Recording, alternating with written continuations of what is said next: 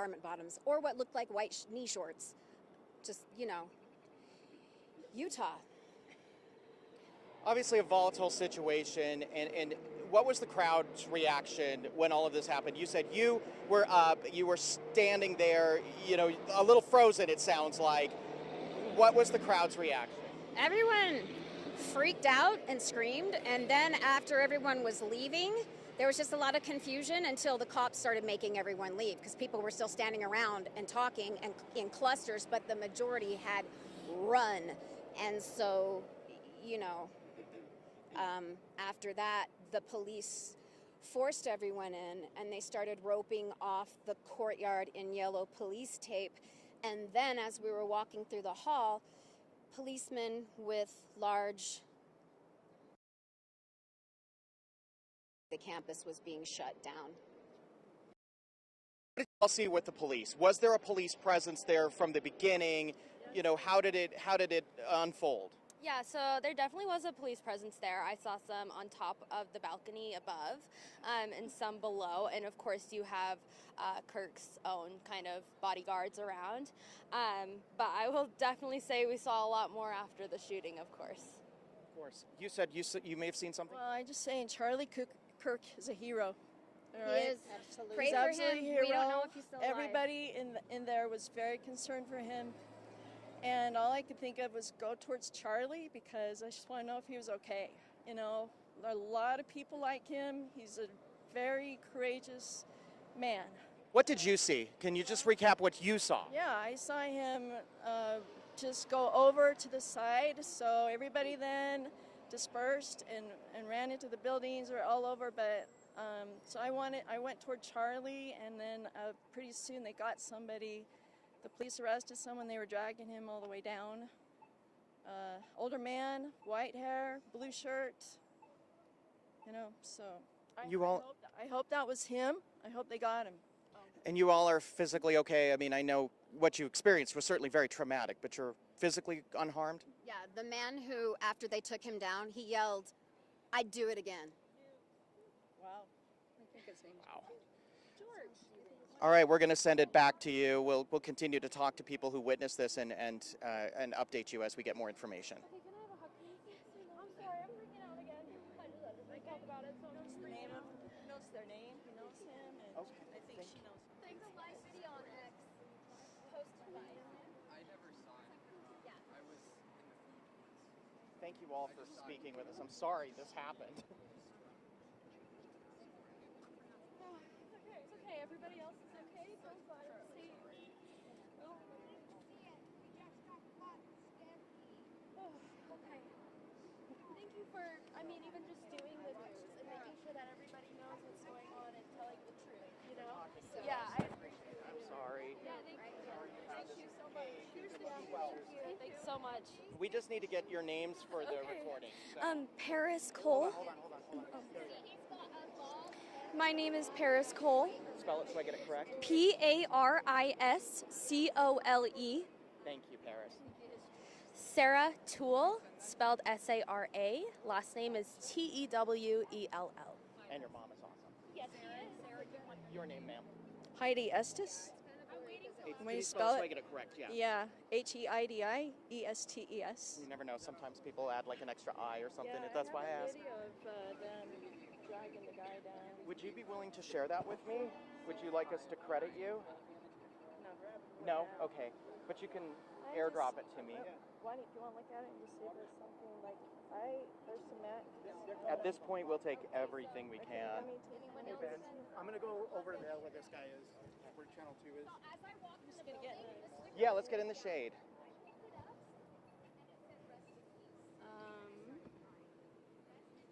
Do you have an airdrop? I do. Or I can just give you my cell number if you'd like. Okay, let me find the actual. I'm glad you're okay, though. I'm sorry this happened. I'm glad it wasn't a mass shooting, but Yeah. one shot to cop Charlie. Wow. In front of all those people. I hope this gets everybody waking up to what's going on in this country. You know? That's what makes me anxious.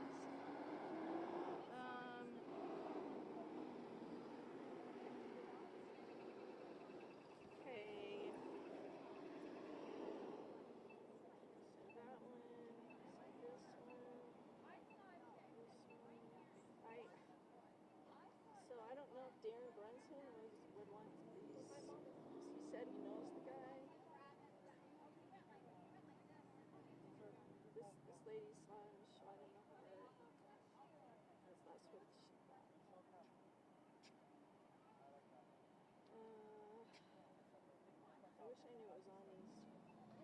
I took a video of him answering questions, and I have a picture that was 10 seconds before. Sure. I was on like the 4th row, and I went like this. I had to reach over a guy I don't know if you want that, but I don't know. I'll show. Oh my God, it's George Zinn. I know it is. Yeah. Oh my God, I know him. Yeah. So does Angie. So did yeah. How do you It's know him? George Yes, Zinn. No, he yeah. shows up at everything. I cover Capitol Hill. He shows up everywhere. He is. He was harassing Angie on the way down to Arizona. And, It's George Zinn? Let me show you. It is. He says he recognizes. No, I know him. I recognize him from Capitol Hill. yeah. Okay, here, this is the best one. Probably right there is a good shot. Yeah, okay? send it to me, please. Yeah. So Just airdrop. hit that, Okay. and then hit airdrop, and it should say, There it is. yeah, that's George. That's George. That's George. No, that's not George. Oh, weird. That's Okay. him right there. See the bald head and see 801. see the garments and see the pants pulled down. Try, let's just text it to me then. Okay. Just messages. Mine's a little blurry because it was from far away. Just hit messages. And then it's 801 599 2122. Send me what you got. And then tell me who to courtesy if Do you you want a want- courtesy. Heidi has me running. Can Do you you say want that that? one more time? 801. 599 I'm like still shaking. 2122. 559. 599. I'm sorry. You're okay. 2122. What's your name? 2122. Ben Winslow. I'll send another one for you. And you're a reporter. Yes. Let me make sure my airdrop's working, okay? This I sent you a still picture. Everyone for 10 minutes. Here we go. Let's try it again. So this, you just hit this, and then you hit that, and then I should show up. Ben's iPhone. There we go. Hit it. And there we go. Your number again, too. Hello?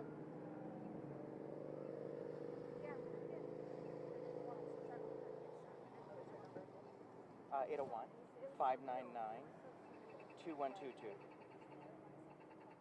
Okay, and then I got us running out. I don't know if you want this. This is, I interviewed her before. There's hardly any service here.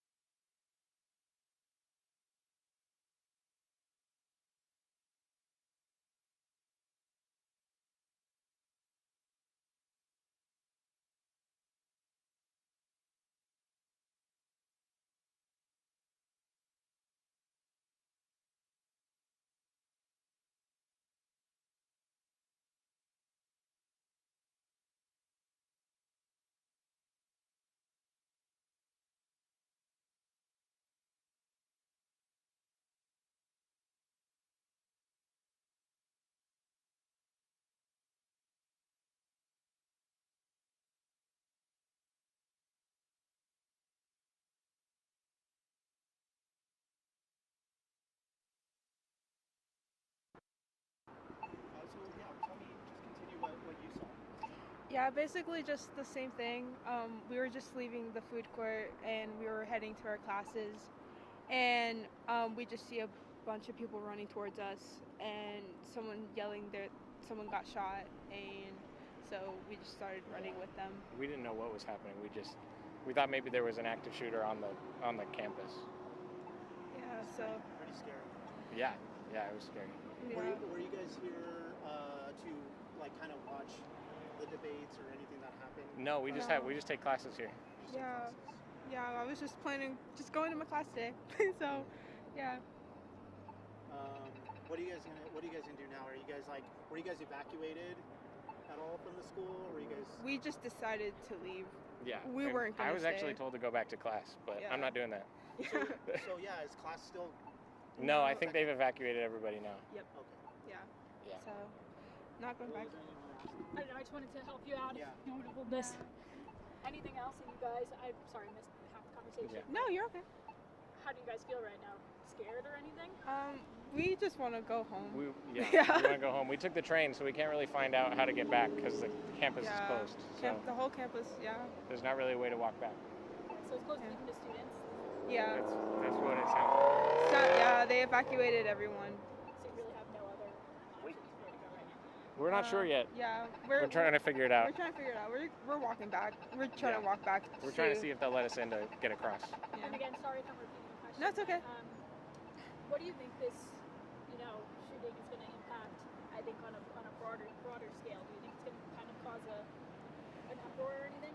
Well, from what I'm hearing, if it's true, the guy who got shot, he was a pretty big influence in whatever was going, like their agenda, right? So I don't know. I hope it all like gets figured out, and I really don't want this to happen again. Anything you want to add? Yeah, I don't know. I don't know. From what I heard, it was a sniper from a long ways away. So I don't know. I think the focus of this should probably be on probably some sort of gun control or something like that, Yeah, so that things like this can't happen again. Anything else? Thank you guys so much for doing that. You're welcome. Thank you. Have a good Thanks.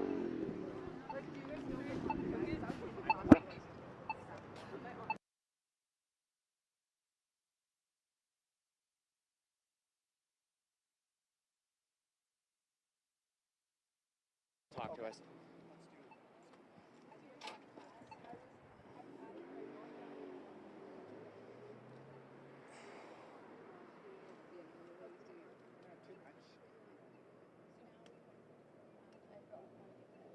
Are you gonna take it live? Is that the plan?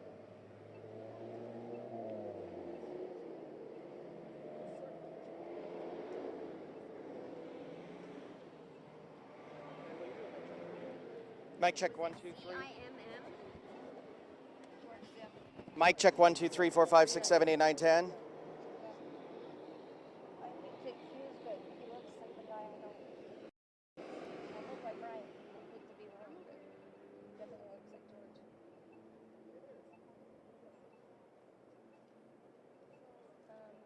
So he was banned off of all church property. And just so you know too, I might pan away and get shots too. Just This is what George Sammy is banned from visiting any LDS church property, banned from engaging with Cox or Herbert, political nut job who everyone in Utah politically knows and tries to avoid. Now, when did this come out? Is that ban just right now? That's just from my cards, but yeah.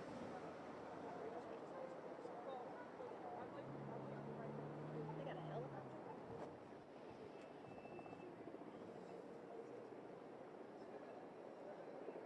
That was a direct shot to the crowd. Now, you know that when you're shooting, you got to be good. When you're in a crowd, you're going to be nervous.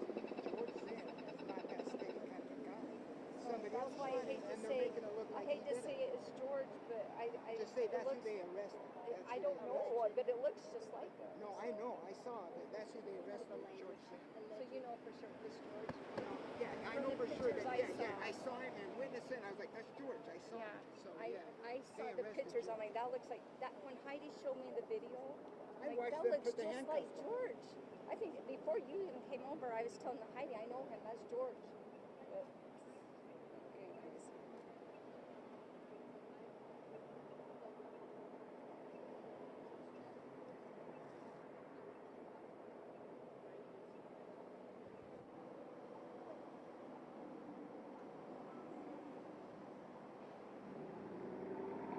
I'm now.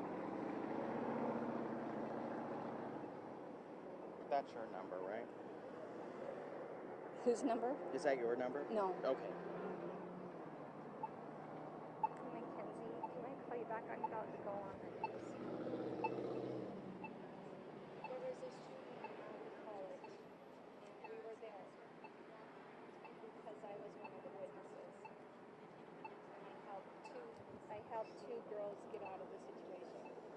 So I don't know how long. I'm waiting. The police need to talk to me, so I'm just still waiting. So I don't know how long I'll be here. Okay, love you. Bye.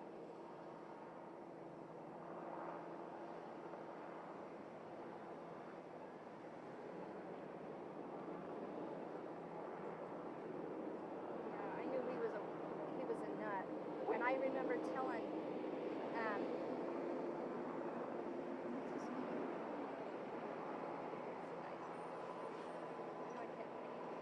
Neil's Bugel's uncle. I kept telling Neil, protect me from this guy. There's something wrong with him.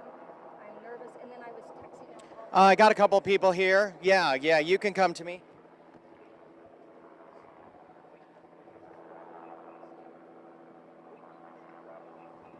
Hey, I am here, and we've got some people we can talk to.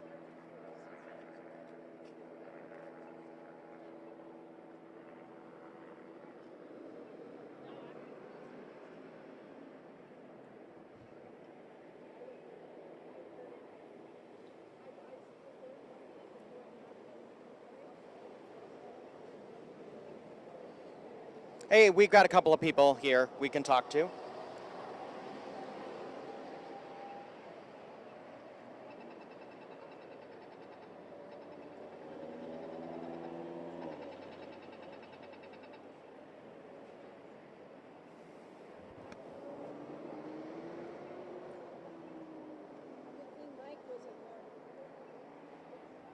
I was going to bring my gun, but I thought they'd have a metal detector, so I didn't. I brought my knife, though. You would have shot him right there.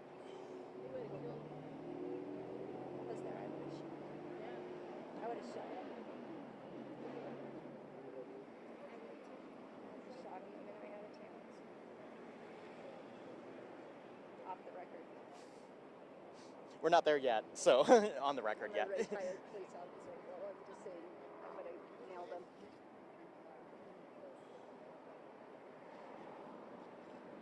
I can't believe this happened.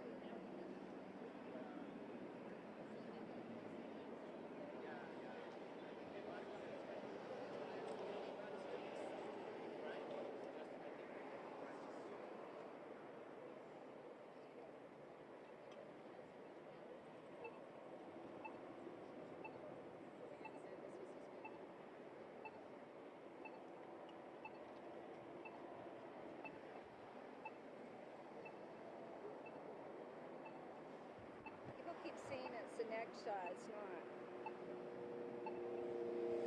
People keep saying what? It's a neck shot.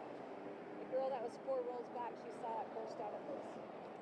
I thought it was a neck shot. I watched it come out of his No, neck. it was hard. I was right there. It was his heart? Right under the heart. I saw it. So it shot up from his heart up through his neck. So from my view, it looked like his neck. Yeah, it wasn't a neck. It was, It was a heart. direct shot to the heart. It was a perfect shot. Oh my gosh. I didn't know I can't that. believe George would be that good of a dude. Yeah, he's not. I don't buy the story that he did it, but I buy the story that somebody's powerful. He may have just been detained, like, as a matter of course. I Yeah, don't know. That's true. Yeah. I Yeah. saw it. He has a habit of showing up at things. You know that? You know him? Oh yeah, I've seen him at the Capitol Hill. Okay. Then you know him. No, he didn't do it. He didn't do it. No, he didn't do it. He's not that good of a shot. It No, seemed like it came from up above. Like why would they arrest George? And he looked really calm and everything. Unless he's a patsy, like you said. Yeah, I think so.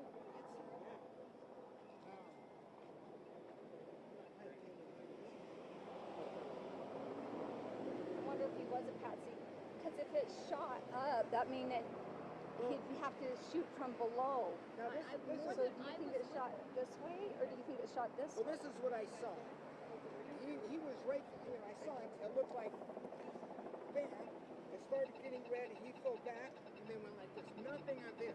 There was a direct shot to the heart, and it was getting red in a round, almost a perfect round circle. Was George, what level was George on? See, I don't know. Was he first He level? was like next level up. He wasn't as high as So it didn't look like Was he? Did you hear the shot from behind? I did. Like I was standing and I thought it came from like somewhere up above. Like it So it sounded sounded like like it came from the air. No, no one is talking to me. But the chances of them finding George out of that many people, unless he's a patsy, I don't know, because he is a nutcase. You know, he's a nutty. You know, him hanging around. He's a vulnerable, probably dementia-ridden. I don't know. I just know he gave me the worst vibes when No, he went down. I don't think he. I think they arrested him one time. So we could have an They did. That's shooter probably still why out. they're swarming with large old artillery and But police what are that the have shut chances everything they down. find George, or unless they did a background on him?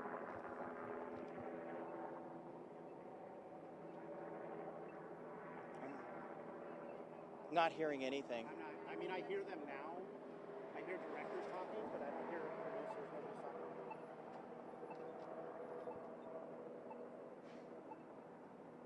Helicopter's back. It was here. So we think George was probably a accident, and that they must be looking for the real one. I don't know. I think the chances of finding him in a crowd, I mean, that's just, I don't know. I don't know. I believe he did carry a gun most of the time. Don't you remember? He was I don't know. I'm sorry. I would like to know what level George was at. Do you know, Heidi? Because if we can look at the shot, we'll know what angle he was shot at. You know, if it came from George. They think it might. They're not sure. It was outdoors. I'm not hearing anything. It's kind of like a bull. You think of a bull. You go up the stairs. You know, We he's got down in the SWAT. bottom. You go upstairs. I was probably when I looked down to see you. That's SWAT. Stage right. In other words, when he was talking to the crowd, I would be on his right. Kind of,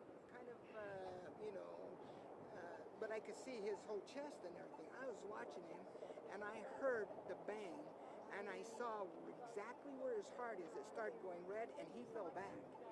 And then I looked to see where Shooter was, and everybody immediately dropped to their knees or just hurry and lay down. And then people were grabbing me to lay down. And I kind of still stood up because I was looking to see where the shooter was, because I figured that whoever the shooter was, the people would be on. Nobody's on the shooter. Nothing. And I'm like, what? And there's nothing. And so the crowd is pushing me, but I'm kind of dodging the crowd. And so they push me so that I'm backstage. I'm backstage and I'm just kind of, not hurting. I don't know what's. I don't know what I'm just gonna ask, can someone please communicate a plan? Yeah. They're not even. Standing by.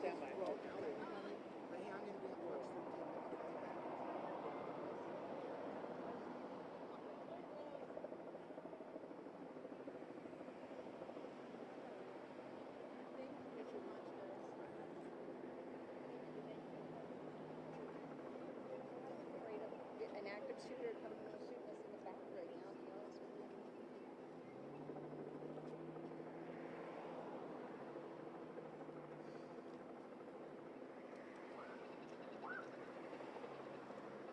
Just another excuse to take guns. Oh, yeah.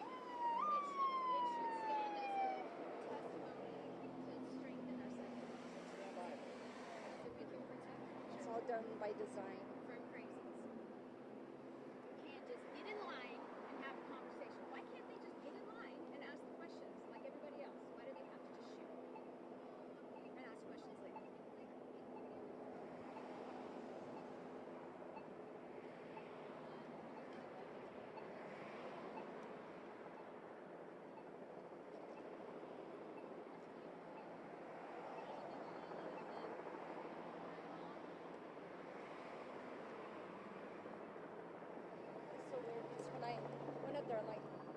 gunshot. Yeah, I know gunshots. I'm like, that's a gunshot. And I'm like, so I hurry and tuck behind that corner, and then all the students just rage. I'm like, suck, we're gonna get trampled. And I saw those two little girls, and she was like having a panic attack. So I just grabbed her. And I'm like, let's go. And then another guy came and picked her up, and she was fainting. It was bad.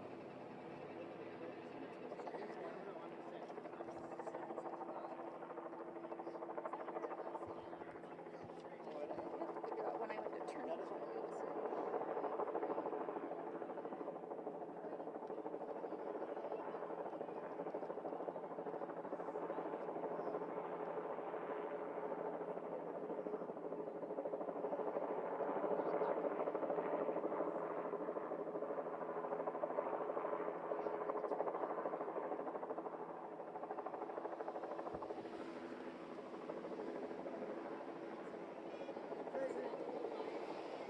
The president spoke about it. Trump was already talking about the shooting. He saw his vice president, but Governor Constance said nothing. He did post something. He did? What'd Yeah. he say? I just know he posted something. No, he.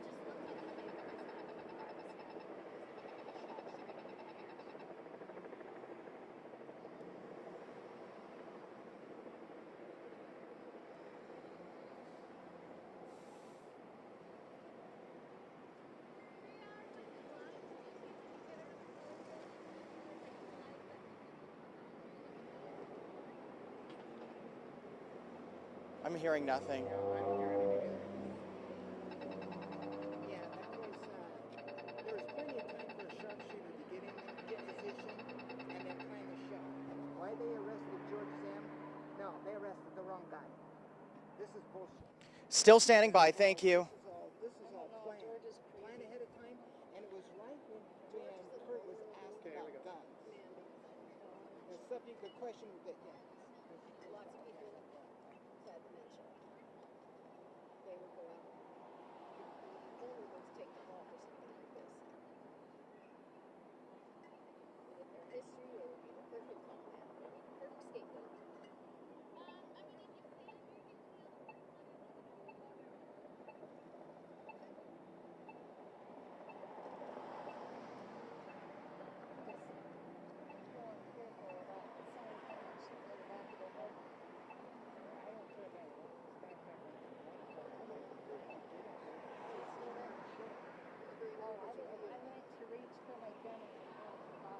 That's right. Yeah, you can see behind me, obviously, the entrance to Utah Valley University. Still a very large police presence. A few people who were there and saw what happened are joining me. Your name? Angie Martin. And yours, sir? Darren Brunson. And what did you see? So I went towards the doors and heard a crack. Because of my past experience in law enforcement, I knew it was a gun. And then I tucked behind the corner, and all the crowd started racing out. And after I saw the picture of who it was, I recognized him as to be George Zim, which I know him from Turning Point USA from last year when we went down and bussed down to Arizona to help on the Trump campaign. So he was on the trip with you? Yes, on the bus. And that's the person you say you saw taken into custody? That's what it appeared to be. From a distance, it appeared to be him, which I had some bad vibes about him when I was on the bus with him, and even text several people saying he was making me feel very uncomfortable. You, sir, what did you see? Okay, yeah, I was there and I watched the shooting. It looked like that he got hit, a direct shot right to the heart. As soon as he was hit, he fell backwards, went to the side. The audience went to their knees. I stayed up a little bit because I wanted to see if anyone saw the shooting, if they would jump all over the guy. I saw nothing like that. The crowd was pushing me so that I went backstage, and they were going around me, and I stayed a little bit backstage, and I turned and looked, and they were arresting a guy by the name of George Zim. Yeah, I know the guy. I don't think he did it. I think they arrested the wrong guy. I think whoever did it was a good shooter, a sharp shooter. It was one shot right strike directly to the heart, and we need to find out who did this. I think there should be a research completely done that took place hours, maybe a day, before anything went on. Who could be there and pull that trigger and do it? And I don't think it was George Zim. He was poor, broke. He maybe was on medication, a little bit loony boon, maybe a perfect person to pick and say that did it, but I don't think he did it at all. So at this point, but did you see him taken into custody? Did you see him with any kind of thing in his hand, any device in his hand or anything like that? Yeah, I saw when they actually put the handcuffs behind his back. I followed him when they took him to the trooper car when he was kneeling down, and I was just thinking he was very calm, very, whatever they wanted to do, he just went right along with whatever they're doing. But you didn't see anything in his hand or anything like that, did you? No, I did not. Gotcha. What was the crowd's reaction when this happened? Can you just describe what happened? You said you were just walking into the area and then this happened. Well, when I knew it was a gunshot, tucked behind the corner, and then I saw all the crowd running as fast as I could, and I was worried about people trampling each other. And I saw two college-age girls one was having a panic attack. So I grabbed both of them because she was collapsing and rushed her down underneath the tunnel and got her to calm down, then put her in my car and got her hold of her parents. So I think it's very suspect that he was talking about guns right when he was shot. That just didn't add up. It's almost felt like that the person that was asking the questions about gun knew it was going to happen. And I hope they grab him too and question him. Thank you both very much, and we'll send it back to you. Thank you both very much. Appreciate your time. good perspective.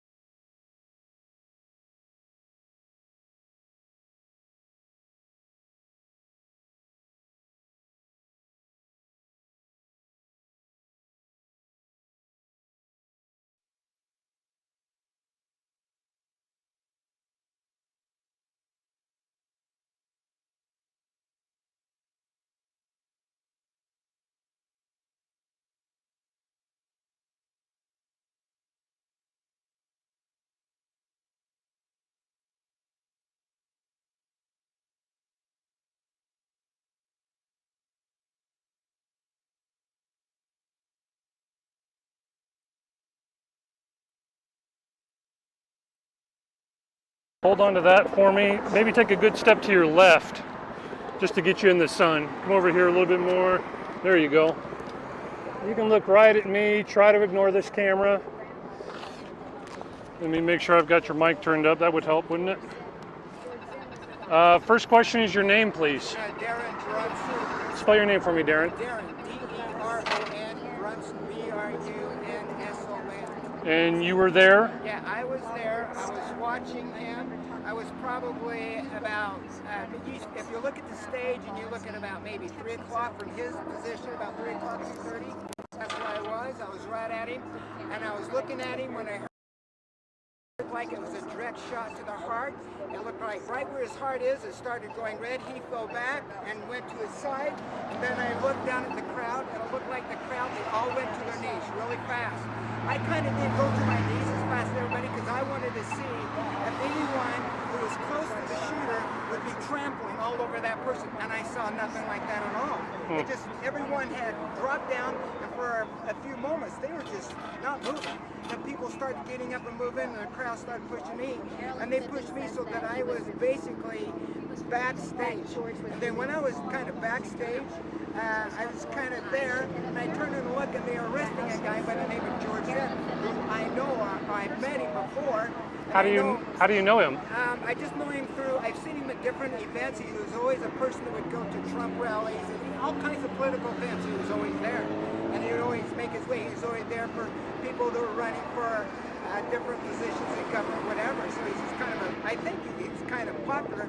He was just kind of, but he's not altogether. He was being arrested very calm. They arrested him, they took him. And you're confident it was him? No, I'm confident of who they arrested. They arrested a guy by the name of George M. Well, I'm not saying he was the shooter. You're confident that's who they were arresting was this George? Yeah, who they arrested was George M. Oh, yeah, because I know him. I saw him. Right? But you're not saying he's the shooter? No, I'm not. I want to make sure we're clear, so we don't want to falsely accuse someone of this. Right. So, in my opinion, I don't think George M. was the shooter. Okay. This would have had to been a direct shot to the heart. It had to been by somebody who can withstand the pressures of a crowd, not be nervous, and just one shot right directly to the heart, and then get away with it. This guy's broke. He lives on Social Security, probably on some medication, too crazy. I don't know if he even knows how to use a gun, or he can get his hands on the gun. Well, now, why isn't that important to you?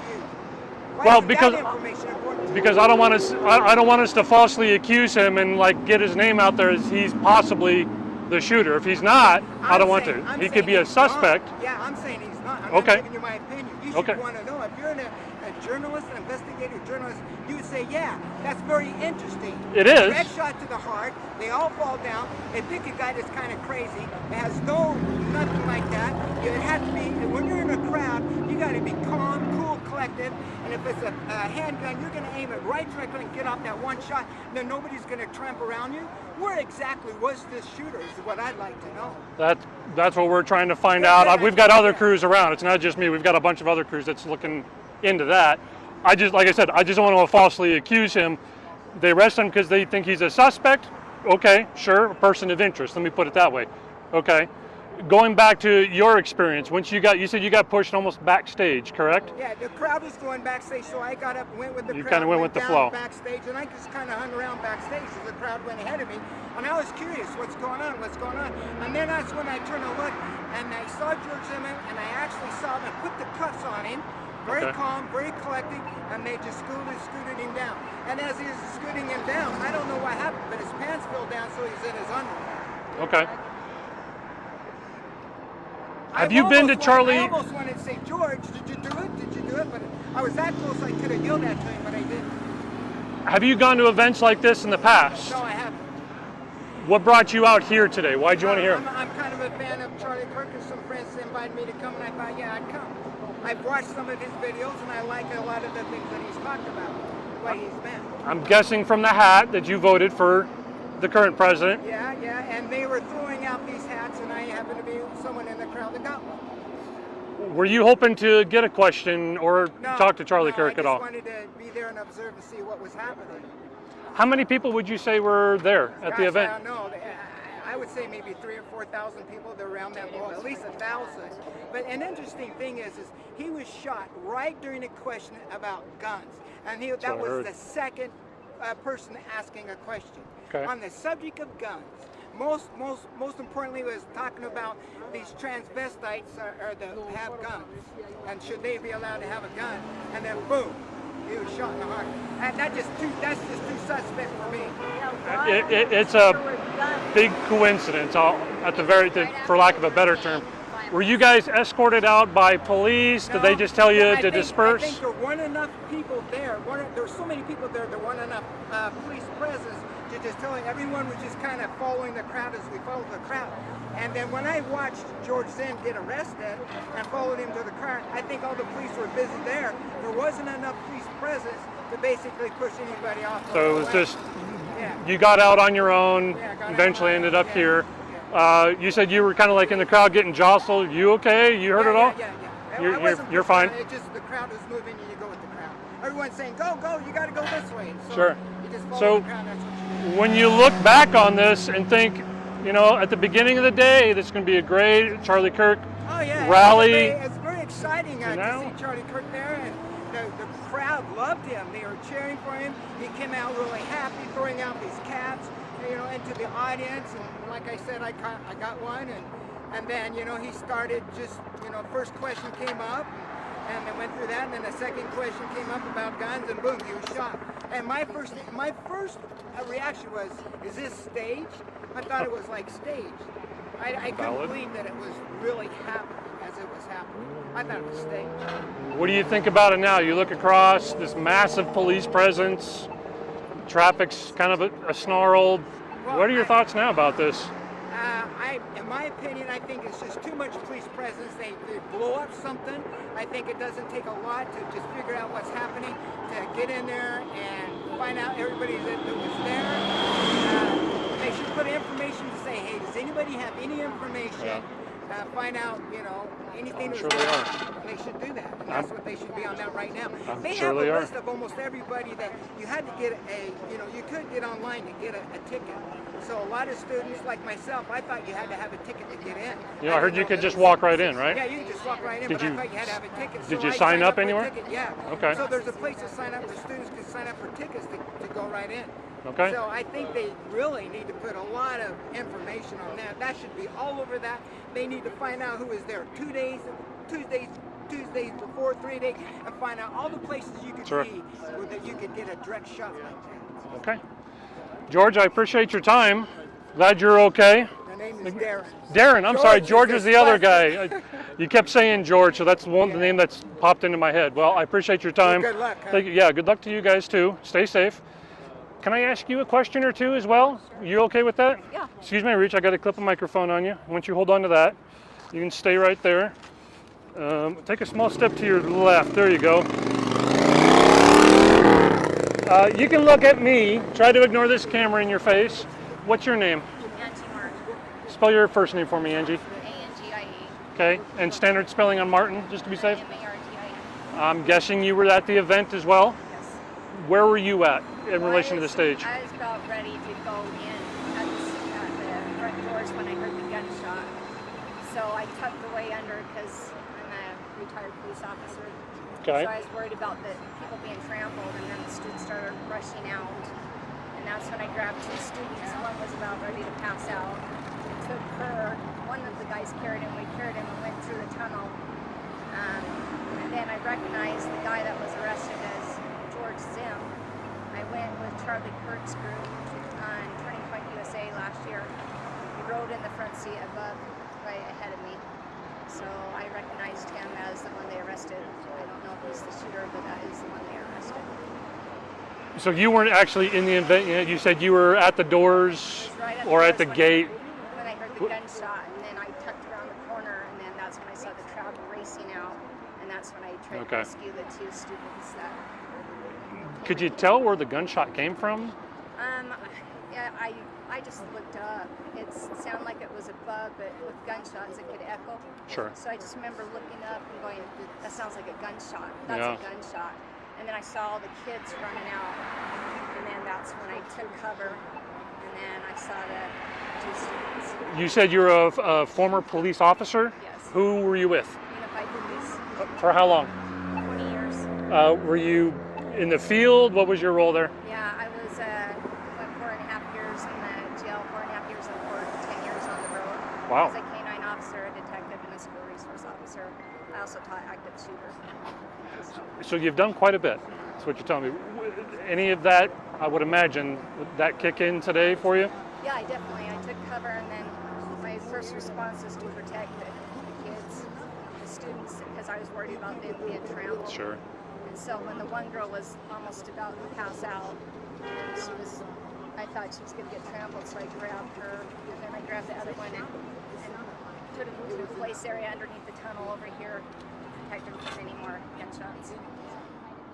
What's your thoughts on this? I know George from several events I've been to. He always struck me as a little bit odd. I know he's been banned from church property and the Herberts and Governor Cox. But he's a different guy. I'm not saying he's a shooter, but I recognize him as being the guy that was arrested. So yeah. So besides George, though, if George is not the shooter, your thoughts on it just in general, if just you're coming to this event to hear and something like this happens? Well, based on my experience with shooters and all the way I was described where it hit his heart and then blasted out this way, it would seem that it would have been shot from below if it shot out this way and actually hold the shot. So it would be pretty hard to get a direct shot to the heart. You'd have to be a pretty good marksman to do that from that distance. So I'm not sure if George was that qualified or not, but it just seems like that was a pretty well shot. So. I've been listening to our station. We've been on air with this since it happened. They're saying he's at the hospital in critical condition right now. That's the last that I've heard from this. When you look across and you see this massive police presence from units from all over, so many SWAT units showing up, is this normal for something like this, especially on a college campus? Yeah, they're going to tape it all off. It's a huge crime scene. That's why when I wanted to preserve evidence, and so I immediately called the police. I said I have 2 witnesses. I tucked them into my car that were actually on the 4th row back. They literally saw it because as soon as they hit him in the neck, the girl I interviewed said it was a direct hit to the heart. And she saw it, so I called the police, let them know, got their names so that we have the witnesses and kept them here until the police said we could go. And then right now, that crime scene, that's going to be a long, because you have so many people, 6,000 people here. So it's going to be a big crime scene. Okay. Anything else? I appreciate your time. No, I just want to say Charlie Kirk's a hero, and I'm praying for his family. Hope he sits through that. I'm going to play the devil's advocate for a second. You said Charlie Kirk's a hero. There's a lot of people. There was a lot of petitions online to stop him from coming here. He's then going to was supposed to go up to Utah State at the end of the week, I think, or beginning of next. Today's political climate is extremely divided. There's just a lot of vitriol and flat-out hatred on both sides. Yes. So why is Charlie Kirk a hero, in your Because opinion? I believe our school systems are being indoctrinated with globalist ideas, Marxism ideas, socialism. And I think Charlie Kirk was trying to make that apparent and teach our youth, so we'll still have a country in the future. What can we do to stop this, but to try to get this country, it's a cliche at this point to say, to get this country to heal, to try to come back together, to be united again? What is it going to take? We need to educate people. We're falling into socialism, and socialism goes to Marxism, and Marxism goes to communism. And if you go look at Karl Marx, he's the founder of communism, and that's where we're headed. Anything else? Okay. Thank you for your time. It's okay if you don't want to. I totally understand. Can I grab that microphone back from you, though? Thank you. Let me grab this one. Excuse me, Reed. So is the last bit you heard you say I'm sorry? Critical condition, is that what you That's what my anchors have been talking about on here. We have a crew at the hospital, at Temp Hospital, and that's, you know, there's a huge police presence there too. And last I heard, they said critical, but I haven't heard any updates since. So. You know one thing, they're going to have so many videotapes of so many just In today's day and age with the cell phones, I mean, in a sense, it's good for them, but they've got all that to go through. Yeah, and I've talked to girls that are just extremely traumatized. They saw the blood just gushing out. Jesus. It's going to be hard. Yeah. For a lot of these kids. You were there in the event as well? I saw them go down and stuff. How are you doing? I can tell you're a little subdued. Charlie, just because I was peaceful through the whole thing. I just felt Really? like I just wanted to see if he was okay, so I went after him, you know. And then that's when I was seeing them arrest that other guy. But honestly, And he doesn't. I was so suspect. Yeah. It really is. You know, weeks ahead of time, this guy's coming. A large crowd, a lot of people. He was very generous and considerate, taking a lot of time with the first person that talked about, that had a question, was saying that, you know, about the religion here, the LDS Church. Yep. He spent a lot of time being very generous and very kind. You know? Yeah. And then the next one up brought up the transgender, you know, with the mass shootings. Yep. And it just seems really odd. For lack of a better term, it's a hell of a coincidence. I know, and you know what? I tend to kind of. Charlie-Kirk is a very influential person to the young people. Yeah. Especially the young people here. Yeah. And I don't think just some crazy guy would want to just do that. I just don't buy it yet. I really don't. I'm hesitant to put it on him too. I've read online a sniper from like a rooftop from one of the adjoining buildings. Like, how do you, I don't know. Well, I mean, if you talk to hunters, you know, you get a good hunting rifle. But I'm not a hunter, so I don't know. I can't speak to that. But you know, it's kind of like, how do you manage a crowd till we saw the president nearly assassinated? But Kirk doesn't have a security detail with him. He may have someone with him, but nowhere near the level of like Secret Service, obviously. There was probably some police on scene to just help out with crowd control. Yeah, but man, the crowd was so pumped up to see him. Yeah, like you said, he's popular with the kids. Throwing all these these hats out. Crowd right in front were just absolutely 100% fans. It was a good atmosphere, is what you're telling me. Yeah, I mean, but it was very positive. It was very positive. And Yeah. Like I said, I just appreciate Charlie because he's very considerate, kind, factual. You know, I think a lot of young people feel to that. So I'm so ticked though. I'm so angry. About what? They would kill him. Somebody would kill him for his views. It kind of unfortunately speaks to the, like I was saying, talking to her about, just the divisiveness of the country, is just how split it is with all the extreme rhetoric. Families split. We split with Yeah. COVID. Yeah. We know that was planned too. Okay, that was all planned. Yeah. We divide and conquer. It's their playbook. That's their plan book. It's in all the communist plans. We divide everybody up, make everybody enemies, and then you go in for a kill. You know? Does this further divide, or does this maybe shock people to bring him back? Vigilantism, but I hope it wakes people up. I hope it jolts them awake, because we're a sleeping nation. We're asleep. We're just bleak out. Been asleep for a long time. Our presidents, our administration, they took down 9/11.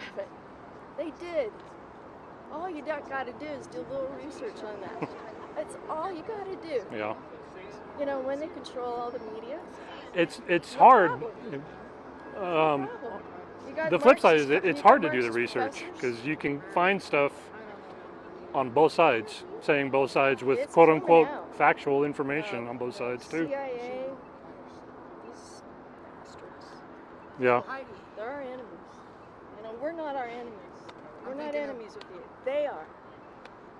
You know, our government here in Utah sucks. There's They're- definite they- room for they improvement. You're suck. right. Yeah. And they're so dismissive of we the people. They don't care about what we think. Yeah. You know? Yeah. I'm not used to swearing, but I feel like It's okay. It's okay. I seriously It's feel like natural. swearing, If like if I'm you want to so- swear, I'm so it's scared. natural. It's been a rather emotional so day. much traumas being a cop and all of her stuff. Like this is like you try and heal and then you get scabbed like quick topic again. You see someone like die right in front of you, get their heart blown out. Yeah. All these kids. Yeah. Yeah. Well, thank you for your time. I hope you can. I'm Mike with Channel 2. Pleasure. Mike what? Mike Steven. You're a cameraman. Yep. I was out on something else and they Do sent. the right thing. Whatever you do, whatever I'm showing them. Whatever pressure they give you, that you edit this, you edit that, you do the right thing. I'm. I just saw him fall over towards the left. So I knew he got shot on the right side. And we all crouched down for a good 5 seconds. Okay. And I was like, we gotta get out of here. So I was like, we gotta go. And I started yelling. And Okay. everybody started leaving. I lost all my friends and it just came and found me. All right, they're gonna come to us right now. Okay, sounds good. Wait, can I take my phone? Can you record this quick? Yeah, I'm here with Andrew, who said he's about 20 feet away from the booth when all this happened. So Andrew, just walk me through what you saw, what you heard. For sure. So basically, I just heard a shot. Charlie-Kirk got hit, looked like it was on the right neck and fell towards the left. Security took him immediately and we all crouched down for a good 5 seconds. And in my head, I was thinking, wait, what are we doing? We gotta get out of here. So I basically started yelling, guys, we gotta go. And we just all started leaving. I left all my friends. We just lost on each other. And then I just came and found my host family's dad and office. Yeah. So I'm here right now outside of the campus, but it was insane. How have you been? I mean, it's been a little while since this all happened. Are you still kind of adrenaline's going, shaking up? Basically, my heart's beating pretty fast. Adrenaline's there. It's really traumatizing. Definitely something that I've never witnessed before. I think a lot of the college students were there, even some teenagers and some kids with families. I think everybody's probably feeling about the same of how I feel right now. So. I mean, just what are your whole thoughts on this? I mean, this event comes and people come out and show out not expecting this. I'll be honest with you. I'm neutral, moderate, but you can debate, argue, disagree with whoever, but I think it's totally wrong to shoot an individual. Yeah, so I'm just trying to digest everything right now, but that's my thought at least. So. How long would you say it took for everyone to get out of the area? Probably for a little bit. I think maybe like up to 3 minutes, 4 minutes. Yeah, everybody was packed and there were only 2 entrances basically, of what I've seen, on the right side and the left side. So it took for a while and there was a big chunk of people gathered together and they were trying to leave throughout the door. So yeah, it was there for a while. Some people were actually trying to find who was a shooter there and they were screaming and yelling, and yeah, but I was just trying to get out of the scene super quick. So. Have you been able to make contact with anyone you were with? I have. Everybody's safe with their families and friends. Yeah, and I called them and they asked me if I was okay, and I'm fine, and everybody's doing okay. So, yeah. One shot. Yup. I just heard clear shot. Boom, and that was it. Yeah. And I mean, as we're waiting for more information, what's kind of going through your head as you want more information too? Yeah. Right now, like I said, I'm trying to digest everything, so I don't know if I can take more information down right now.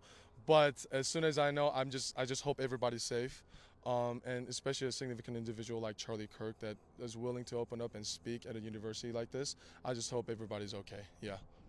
Well, thank you, Andrew. I appreciate you talking with us. And so we're here on campus, and it's a ghost town. We walked through a little bit. We got told to get out because right now it is on lockdown. And again, we're waiting for a little more information right at the front of the campus. There's just a sea of lights and police and law enforcement. So we're just waiting to get a little bit more information. And we're going to be out here on campus talking to more witnesses, more people. And when we get that, we'll bring that to you. But for right now, I'll send it back to you guys in the studio.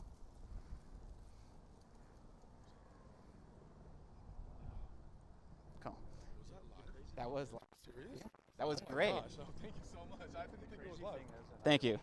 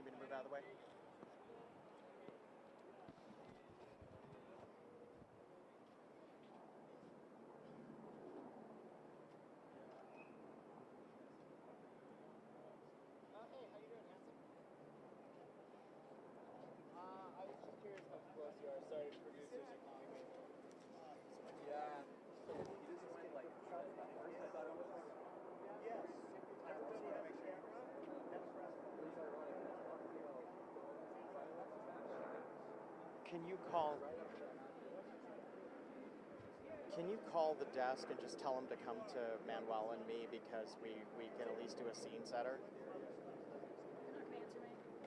We'll just tell them because no one's answering to us.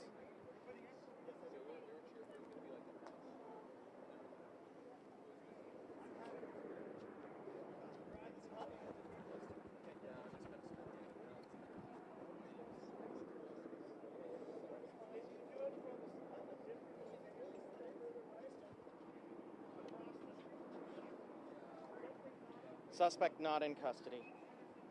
They just said that.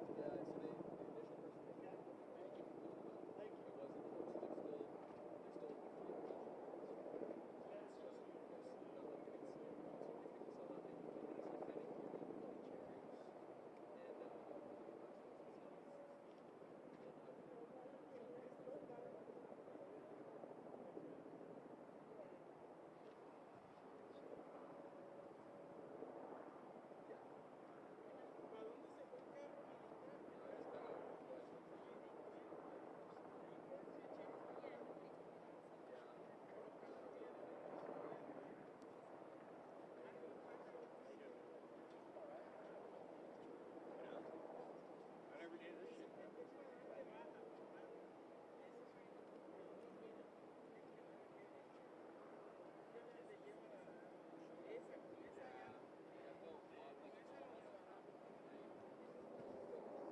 the initial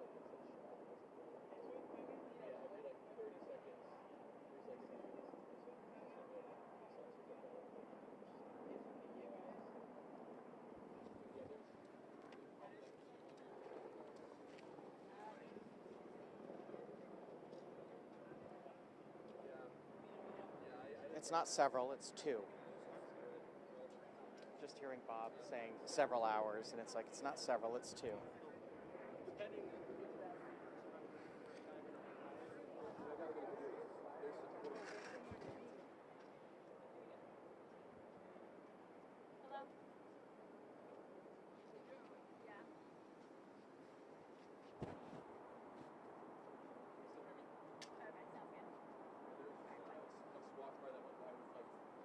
SWAT dudes hanging off the back of it.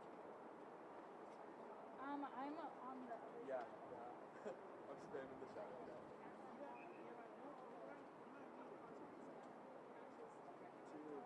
Oh yeah, there's like 20 of them. So yeah, I'm gonna call you back. I'm gonna get. I think I'm on the right side. Like I'm where the sign. Yeah, yeah.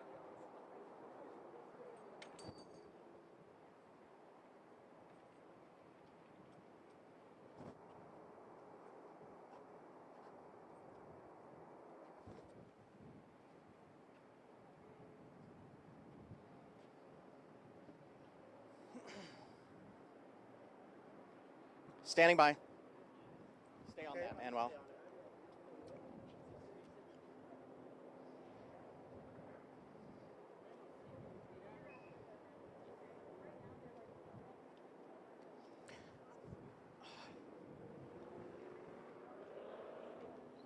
Hey guys, I just want you to see what's going on here. You can see a massive police presence here that just built up here. What we are seeing is what appears to be the SWAT team showing up here at the entrance to Utah Valley University. As you can see all around us here, there is a significant amount of police presence. We have been watching as students have been evacuated from some of the buildings, coming out with their hands held up. They appear to be going building by building, what we were observing of police here from our location, and you can see on the images on your screen there that they are still very much actively going building by building, looking for someone or people, maybe people who might be sheltering in place somewhere inside some of these buildings, clearing these buildings, which again would fit with what we have seen with students who have been coming out here. But as you can see there, the SWAT team getting ready with some heavy equipment. They staged here in front of the sign at Utah Valley University, and now they are moving toward other parts of the campus. But there is also still a significant and sizable presence by police. What we've been watching here for the last little bit, just a lot of crowd.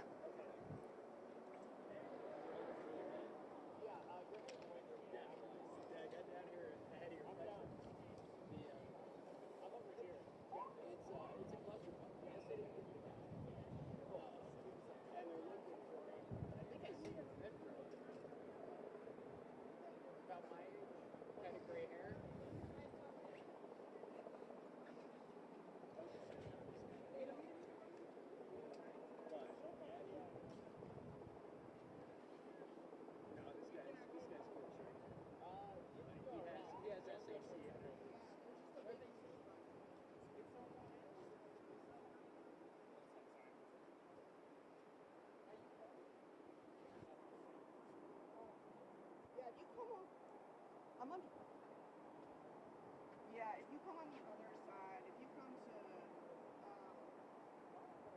if you can come to, sorry. Hey Siri, call Monica Chapman. Like, come to the other side of the driveway, there's like a bus stop, and there's a lot of media over here. It's a really good angle. You can be able to see like front doors and stuff. So There's like a bus shelter. Ask them to tell me what my earpiece setting should be. I moved it to preset 2, but then I heard myself in feedback. So, but otherwise I would never have heard Bob toss down.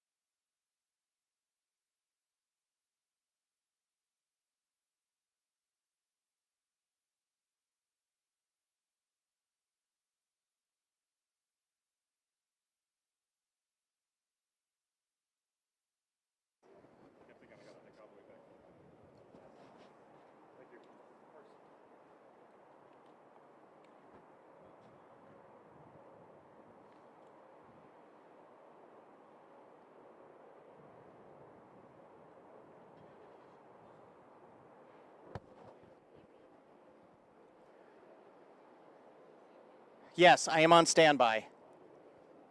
Let's have this behind me.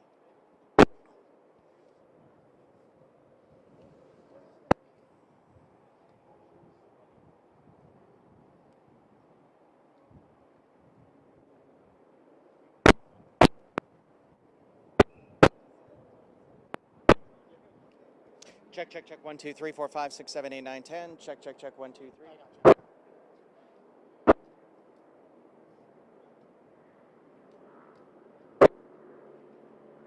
Here comes more cops clearing out the building.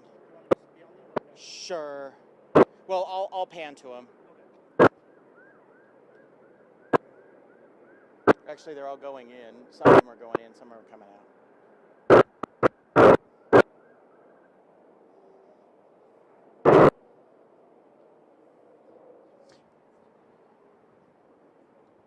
They're going to come behind us. Standing by.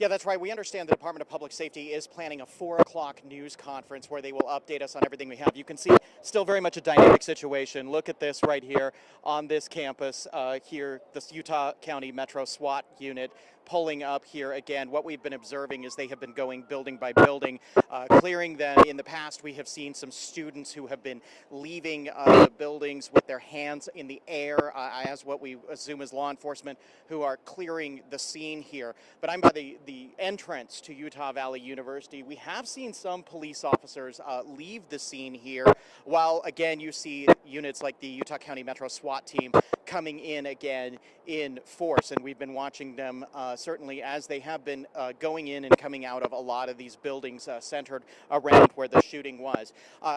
Just so that you know that this is not the only scene that is happening here on Utah campuses. In fact, this is an alert that was passed on to me by the University of Utah, saying that University of Utah Public Safety is in close contact with local, state, and federal law enforcement peers. Additional public safety patrols and layers of security will be present at university events today and the rest of this week. You can expect that to be happening pretty much on campuses all across the state as they react to the shooting of Charlie Kirk. Again, what we have been observing, though, out here at the scene is still a number of police officers. You can see a Salt Lake City police vehicle has arrived. We got police from all over basically the Wasatch Front who have responded to assist in this. From what we understand, the person that was detained earlier has been released, and they are still very much looking for the person who shot Charlie Kirk. We're now watching, I am watching some police officers starting to run into their vehicles as some of the vehicles are starting to accelerate out of here at a high rate of speed. It makes me wonder if they maybe at least have an indication of potential sighting of a suspect as they obviously continue to work this very dynamic scene, this very active scene that's happening.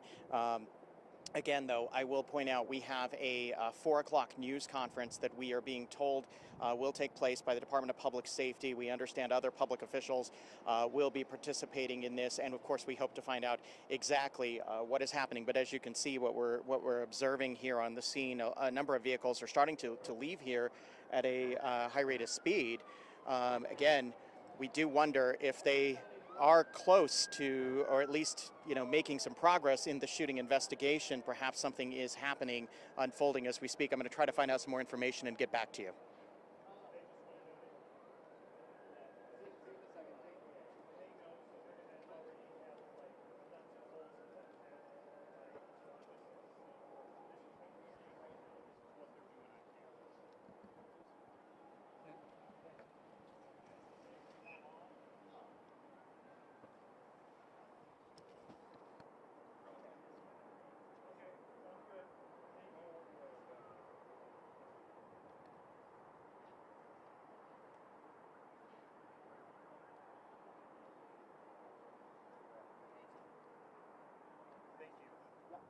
Thanks, Benoit.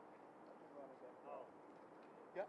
Of course, yeah. I brought a bunch more, so if you guys need another. You're smart. Nice work. Might as well make friends with people.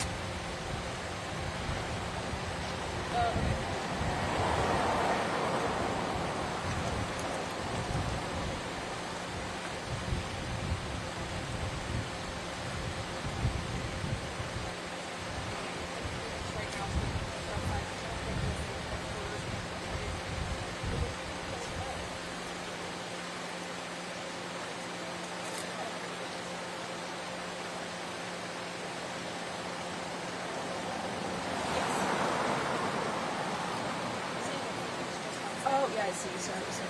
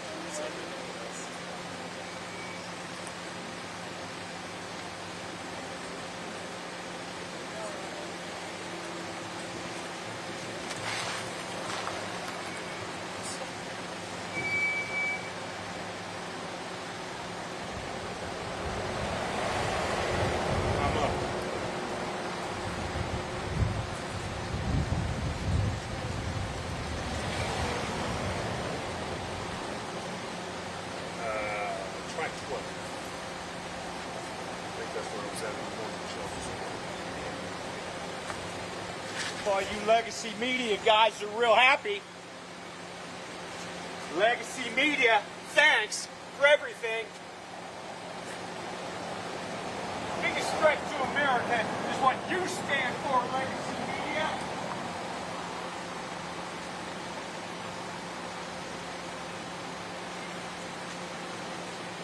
You got it?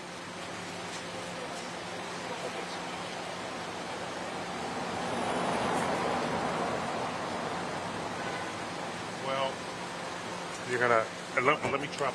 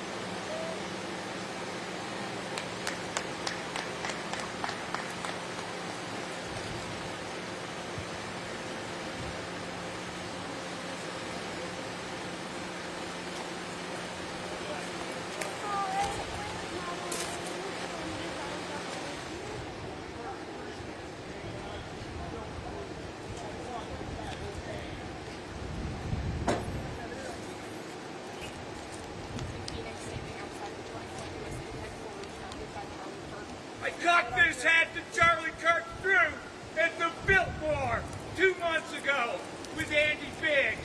I'm giving it back to him.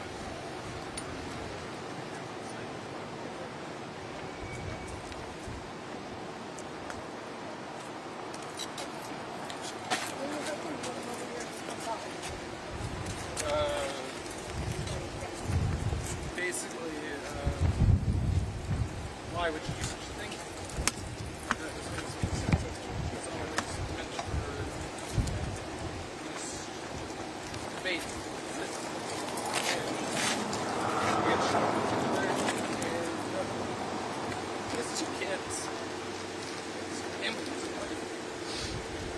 And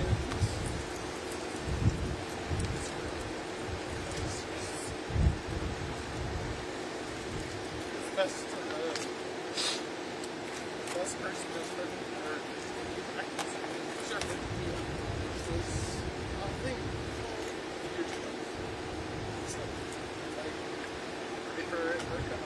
For 2 kids, this sad part. It's hurtful. What you have to do to hurt their family. You're going to have to open dialogue with everybody else.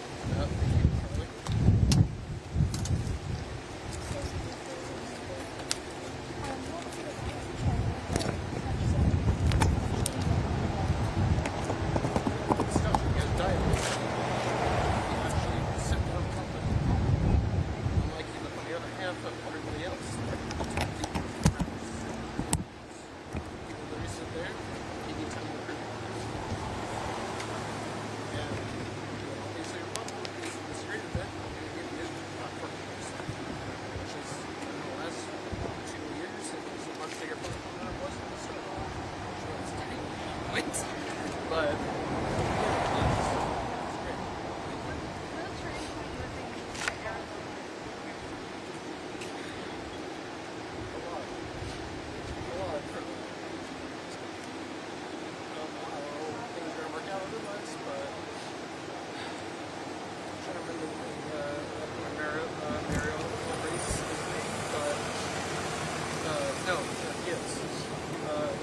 back to that, what's going on for that? To turn basically Arizona into this water model and make it better, which is really some of the money with United States, getting no tax in one year, and here, like some of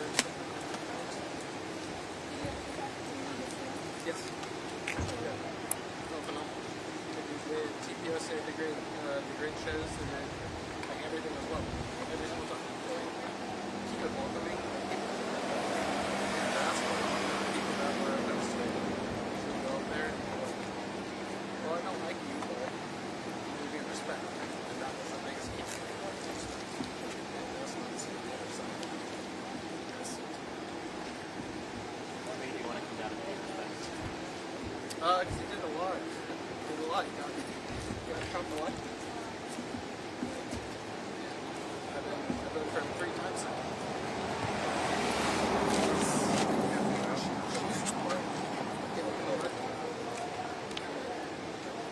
Would you like Kamala to be in office right now, sir?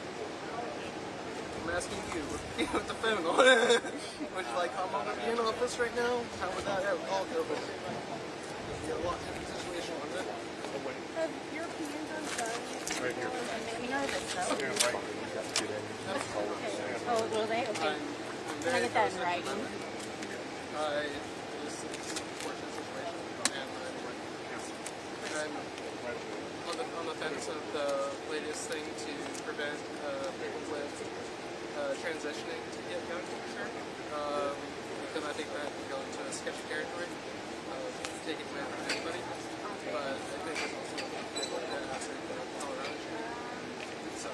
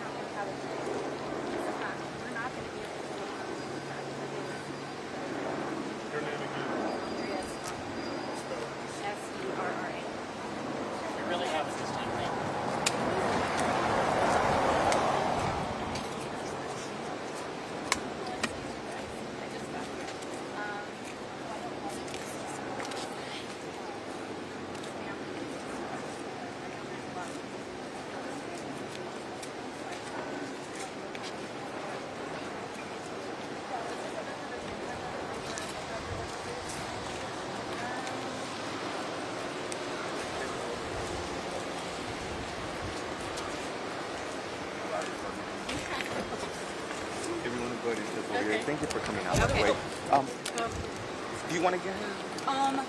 Yeah. I know you're busy. Yeah, sorry. It's I'm a doing weird this. Okay, all wait, over the place. Hi, No, I'm just a mom. Familiar. I'm just a mom. You came out here to obviously.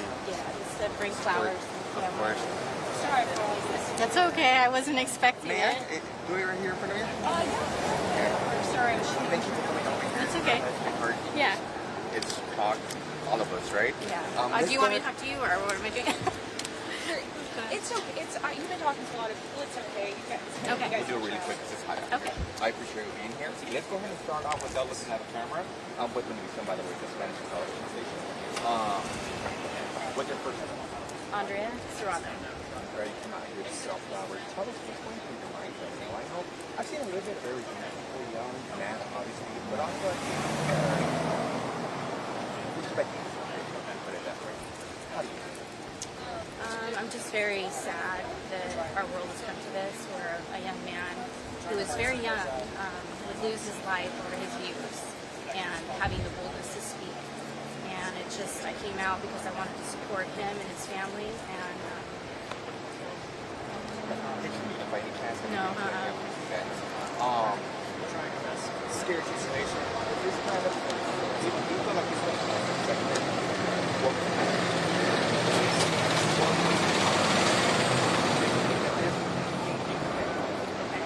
what do you mean exactly? Is it frightening? I guess that's fine. So I don't think we need to live in fear. I think it is concerning, but I think it's important that we don't live in fear. And like I said before, I just don't think that's what Americans should do, is live in fear. And I think we need to be more bold and speak up more. And Charlie was that person, so I just think we need to be able to feel empowered to do so and not hide anymore. And I think a lot of people who are conservative do hide because we're not so combative. And I just think that needs to end. And with the loss of Charlie, I think the next generation that did follow him are going to be more important. So, okay. Your first and last name again? Andrea Serrano. What's your last name? Serrano. Serrano. Yeah. How's your Spanish, by the way? I should have asked. Oh, no. No, okay. It's Double my R, husband, right? yeah. Serrano. Serrano. If you want to go ahead and talk to her. Thank you for being so gracious with all of us. Yeah. Where are you from? I'm with the Fox News. Oh, okay. And I just want to, I can't get to the end of this, but just kind of, you can walk me through, because it's happened very fast, just kind of where you're at right now. I'm just really upset and I'm really sad. I'm just emotional about it. I've calmed down a little bit after having been interviewed a few times, but I'm just emotionally upset, but I'm also empowered that conservatives need to get out and speak up. Now is the time to do that, and I think with this such a great loss that it will be important for us who are quiet to now say something, because I'm generally a very reserved person, and to be sitting here talking to you on a camera is huge for me. So anyway, I just think we need to be bold now and speak up more. No, it's, what did you bring by? Were you bringing by the condolences, Flowers. Yeah. No, I guess, do you have kids? Have you seen? I have a son, and he's in college right now. He's a junior in college. And have you ever seen him speak, Charlie Kirk speak in person? I don't believe he's seen. I have not either. I've not seen him. No. Now, moving forward, I guess what do you hope comes out of this tragedy? I hope that more people who are conservative will feel bold to speak up and say something now and not hide in the shadows or be afraid. Charlie was not one who was afraid. He got up and he challenged what everyone was saying, and I think it's important for us to do that. Thank you. And what was your first and last name? Andrea, Andrea, and Serrano, Serrano. Thank you.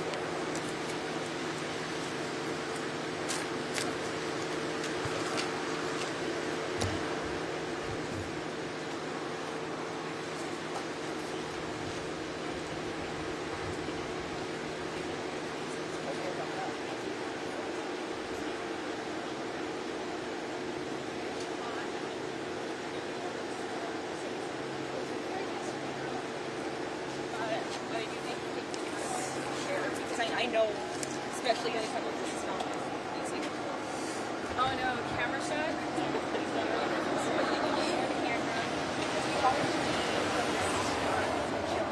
I can have you right here. Or would you prefer to be non-inch? No, it doesn't matter to me. Grab you right on a curb or just on a like right here? Are you okay? Yeah, I'm good. Not too much in your eyes? No, I have polarized lenses on.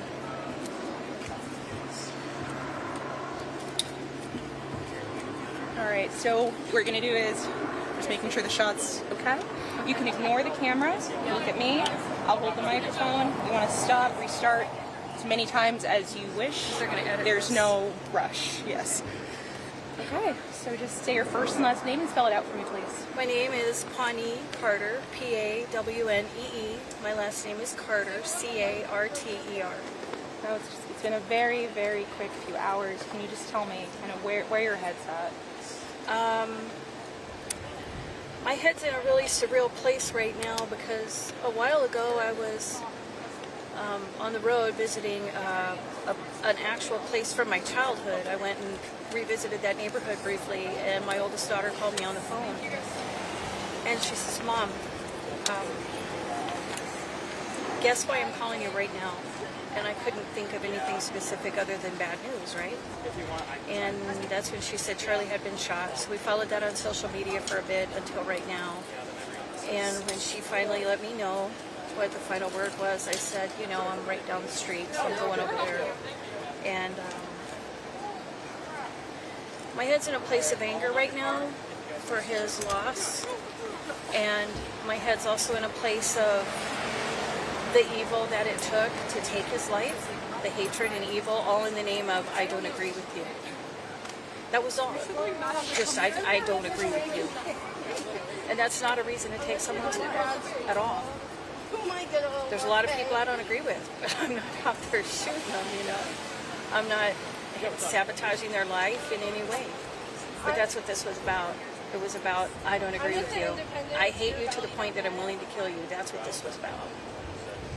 Now, you said that it was your daughter who told you about this. What did Charlie Kirk and his work mean to you and your family? My oldest daughter is a veteran of the Navy. She was a doc at Camp Pendleton for 3 years. So to have conservative commentary that supported our military and believed in what we did in America as Americans, it means the world to her. And to have someone like Charlie to speak up not just for veterans, but for unspoken Americans everywhere, as well as the privileged and the underprivileged. Because Charlie's message was all about faith and belief and patriotism, okay? And your First Amendment is your First Amendment, but you have to be sure of what you believe in, and you have to be willing and ready to share that at a moment's notice. Because people are going to question you on what you believe, and Charlie believed it, and he knew it. And he was always ready with a good answer, with the right answer that he knew. And when you love God, when you're saved, when you're Christian, you could be Catholic, Methodist, whatever it is. There's a belief in your faith, there's a belief in God, and you will answer for that to people who ask. But people didn't want to hear Charlie's views, they didn't want to hear what he had to say. You know, there's all kinds of ugly on the internet right now about that, Lord knows. And he died for what he believed in. And the only thing I can say is they hated Jesus too. They killed him for it. But Jesus rose on the third day. Charlie, in a mortal body, is in heaven with God right now. So his mortal body won't come up out of the grave today. But I digress. My daughter and I are both, it's just time to go buy more guns and more ammo, that's all. Because if they want to bring a fight like this to the street, I can guarantee you there's enough of us Americans, veterans, active, whoever it is in the neighborhood that wants it to stay safe and a safe America. I will guarantee you that gun sales are going to skyrocket beginning today. By the end of the week, stores are going to be out of ammunition. They're going to be out of guns. It's crazy. That's what the conservative will do when somebody does this. Because that was foolish and selfish, just like the person who killed the man in the turban after 9/11. A local gas station owner, a Sikh man, Mr. Singh, he was murdered by a neighbor down the street because he wore a turban at his own gas station. And Mr. Singh had owned that gas station for decades. Now, you're being kind enough to, in your grief, taking the time to speak with me. What, I guess, message-wise, do you hope kind of to share from that? Why was it important for you to say yes to speak? Because you have to be a patriot today. You have to be a patriot today. Because if you're not a patriot today, willing to stand up and defend this country, this neighborhood, these families that you live with in your home and down the street, who's going to protect us unless we do it ourselves? We're the common militia. We're the military. We're the neighbors. We're those people that fought the revolution in 1776 when it became official, but we fought for years after that, okay? It's important because if we don't stand up and take this fight and fight it valiantly, we're going to die. We're going to be killed in the street, and anarchy's going to reign, and that's the bottom line, and that's what's happened in other countries. I'm very sorry to have to meet under these circumstances, but Me I do too. appreciate you taking the time to speak with me today. Thank you. What's your name? Amalia. Amalia, thank you. Are you with Fox News? Fox News? Yes. Okay, well, I guess I'll just... based out here in Phoenix. Fox News, you're not part of Channel 10? No, I work with them a lot, though. Okay, all right. And well, they, honestly, since I'm so new, they help me out a lot. That's awesome. Thank you for putting up with the heat. No, thank you for putting up with the heat, because I know you were right there. You were home for me. I'm a Lyft driver. I'm in the middle of driving. My daughter calls me. She tells me this. I'm pulling over for 45 minutes. We're going through Facebook like it's going out of style. And I said, Turning Point's down the street. I'm going to go down there. And when I got here and all the caution papers up, and I saw all of you guys here, I'm like, okay, it's done. It's real. No, I appreciate you. I appreciate I'm very you. sorry. Thank you. Okay, it's Wednesday. Wednesday night church is coming up, and this needs to be addressed in church. You can't have one without the other. I'm sorry. Thank you, ladies. You have a good day. Hey, Connie. Yeah. You know, our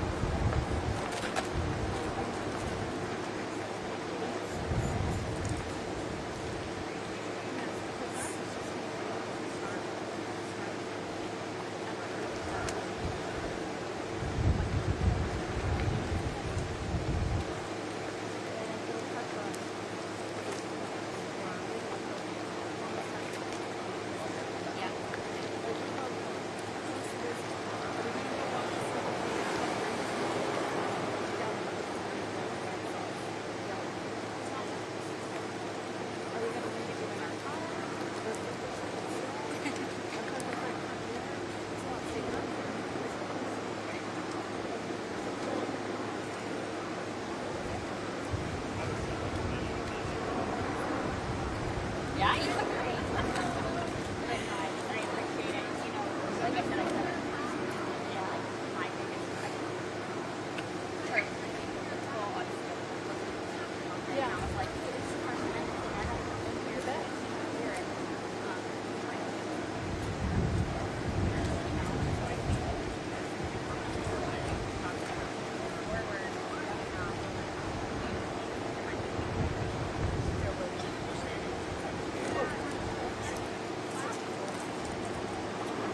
It's a wide range, you know, it's like it's great to see all of them. I'm a child of the 60s. We send a pledge every day in that classroom. I will see you later. I called your daughter because you're so young. My daughters are 38 and 30. So if you all are younger than that, it don't matter to me. You ladies have a wonderful day. Thank you.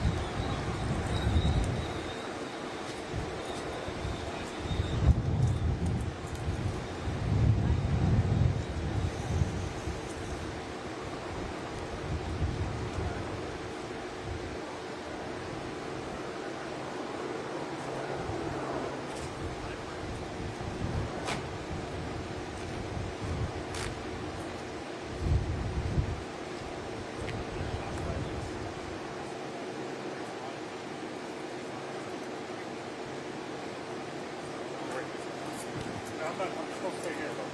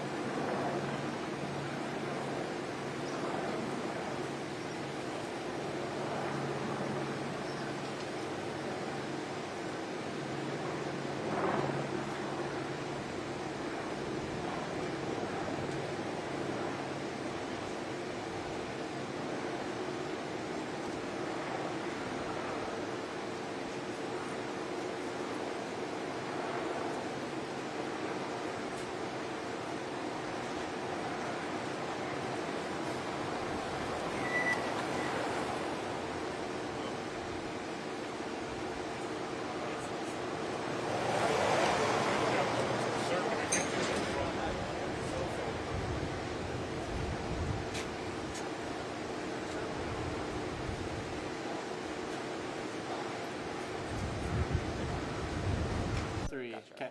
All right. I'm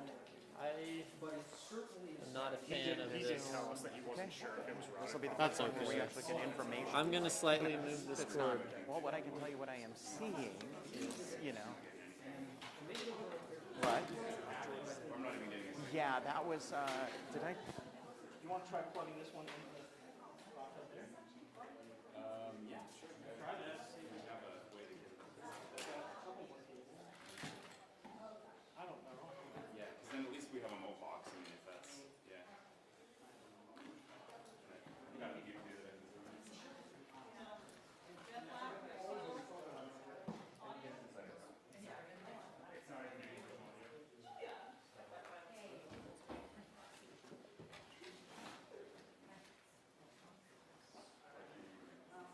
Not as of yet, still approximately 4 p.m.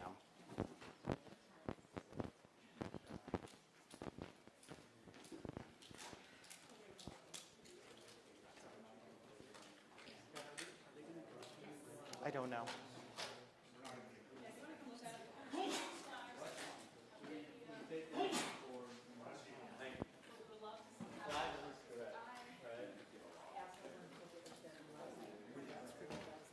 Yeah, let me know what you think.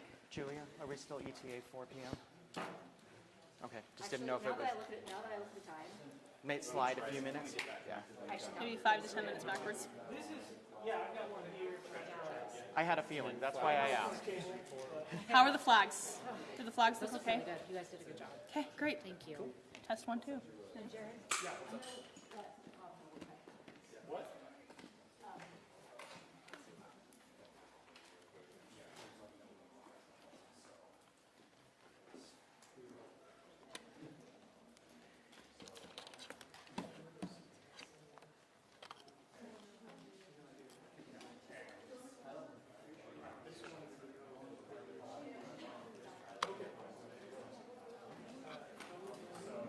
Did you say that you work for KSL? Yeah. News Radio? Yeah. I did too. Did you? Yeah. What's your name? I'm Sage Miller. Nice to meet you. Nice to meet you. What's Scott. your name again? Heather Peterson. Heather. Nice to meet you. I know the governor's speaking. I know DPS There's no is speaking. box. Is anybody from UV speaking? Val Peterson? Is he still vice president? I know him from his other job, so I just didn't know if he was or if it was President Jimenez. How long ago did you work at KSL? It was my first journalism Thanks, Scott. job. Oh, yeah. I was like in 2019, from like 2018 to like 2020. Wow. And then I went to the Trib and then KUER, and now I work for NPR. Cool. Very cool. I've only been there about a year and a half, so I just don't have a lot of history behind it. You've seen a lot though. It's been a very busy year. Yeah. It's been. How are you? Probably not that fun. Yeah. Haven't seen you I think I met you Are you at the RFK. Oh yeah. Yeah, actually, you probably absolutely did. Yeah. Okay, good. This one has battery. I mean, they're not going to start at 55. Nobody's here. No. And I don't want to start I have rolling. extra battery. Like, I'm just scared to roll and then, like, walk away and then die. Yeah. That lady who looks like an official, university official, said they'd be a couple minutes late.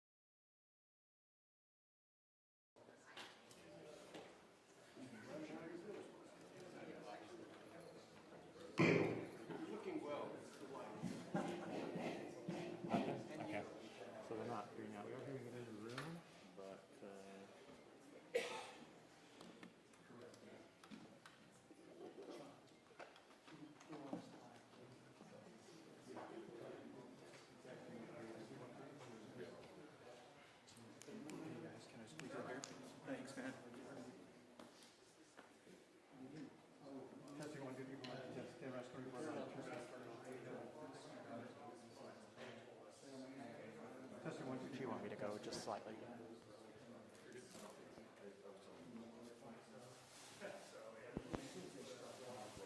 Standing by.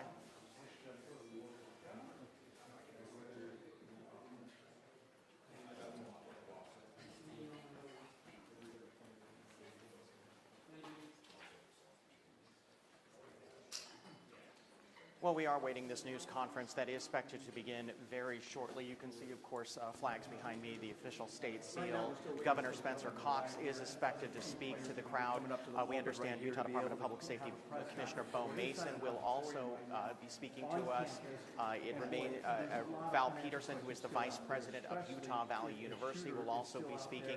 The FBI is here, but we do not know at this point if they will be speaking or participating in this news conference. But this is where we will get our first official information about what exactly happened earlier today. Obviously, we've all seen the videos. We've heard from eyewitnesses, but this will be authorities telling us, if they have anyone in custody, if they have made any kind of arrest in this situation, and exactly what happened. I'm looking around the room. I'm certainly seeing a lot of political staffers in the room, but what we are waiting for right now is the governor, the Department of Public Safety Commissioner, Utah Valley University representatives, and others. But we are waiting this news conference. It will happen, we are told, still very shortly, but again, we're waiting to see them actually walk into the room and begin this news conference.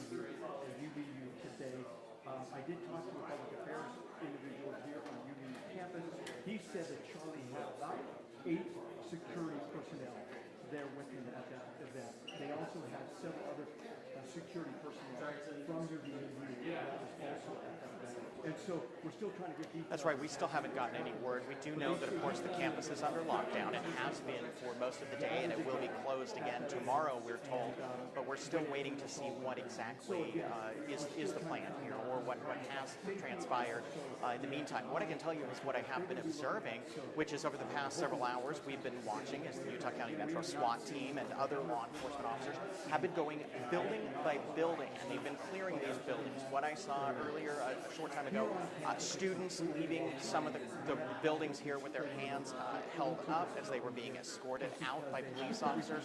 What I presume is that they were locking down, or they were, going room by room in these buildings, clearing them, sweeping them, making sure that, there isn't anybody in there or making sure that students who were trapped in here were able to get out safely.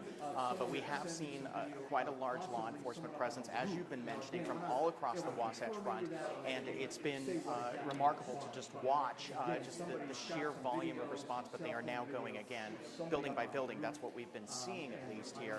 But this will be our first chance to get up-to-date information from official sources, official law enforcement and the governor, about what exactly happened, what they believe happened, if they have, again, anyone in custody, and what is the plan for the university going forward from here. Where he or she may have been when those shots were fired. But everybody's telling me they heard one shot, and then that's when Charlie went down. And so, again, still trying to find out a lot of questions here that we're still trying to get to the bottom of. But we'll keep you posted. I don't know about that, because what I would say is that this is a very secure building. Even getting into the building that we are in right now, we were greeted by an officer who was very nice, but had an AR-15 strapped to his chest. So, this is heavily secured. And of course, the governor, it should be pointed out, travels with his own security detail. We are surrounded outside these doors. There are hundreds of law enforcement officers, at least in the area of campus where we are. It is very much in a lockdown setting where we are, which, certainly presents its own challenges. We are limited in where we can go. We are in this auditorium where this news conference will take place, and that's where we are limited to.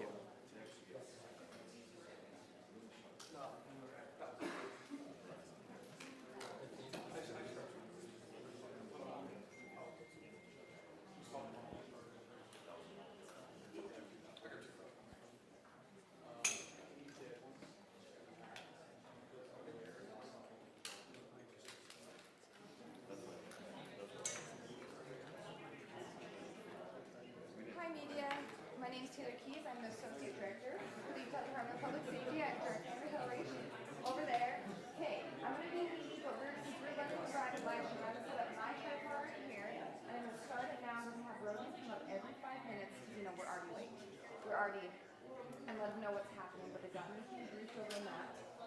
they're building right now, and then they're going to come over here and hopefully start, but now I can't find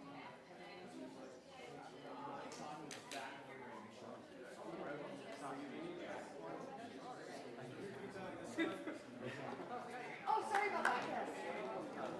My name is Judith. I'm sorry. Start it now.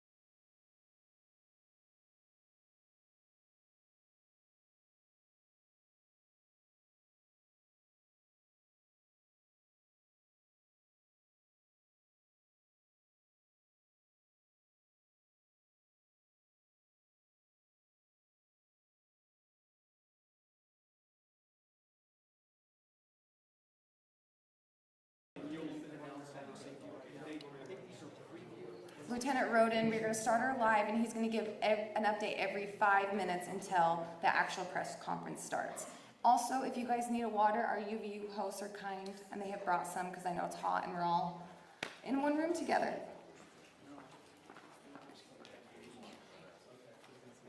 Any questions? Yeah, we will walk right through you. Yeah.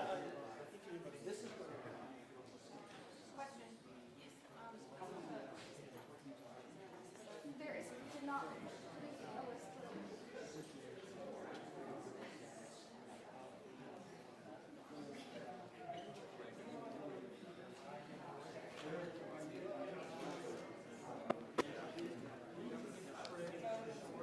Mic check, mic check, mic check. Attention to mic check. Mic. There's audio.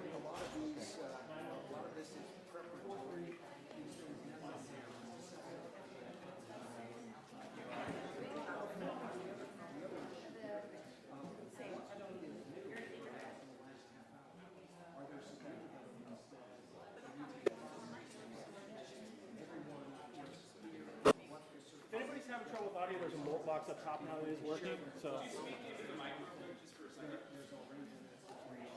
Mic check, 1, 2, 3, 1, 2, 3, check, check, check, 1, 2, 3, 4, 5, 6, 7, 8, 9, 10, 11, 12, 1, 2, 3, 4, 5, 6, 7, 8, 9, 10, 11, 12, okay.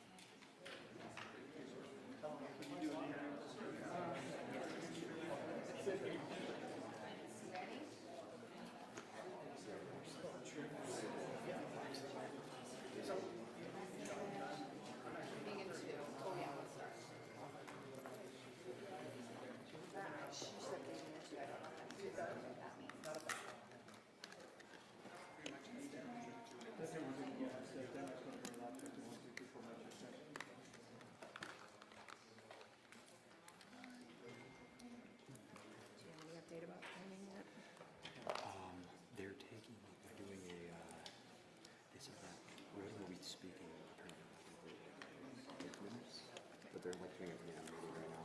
Okay. So it'll be like. Just when it gets quiet, I get nervous. I'm like, Joe, my turn. I'm sure that does that thing just like consumes you. I think, yeah, I think she just doesn't want to turn the tapes. Yes. They want a bubble head. Cam, you ready? Yeah. Okay. Not starting. They are wrapping up their command briefing now. We should have about 2 minutes before they finish that, and then it'll be about a 5-minute walk over here. So about 7 minutes out, maybe slightly more. Okay, now you're going to tell that to the live, okay? Okay. 3, 2. State House. We should be beginning our briefing on the UVU incident here shortly. That should begin in about 5 to 10 minutes. We're just waiting for individuals involved in this to work their way over to our briefing location. Yeah. Sorry, say it again, Keisha. Okay. Are you coming to me next? Can we move this back? Can you see me okay, John? Or do we need to move on?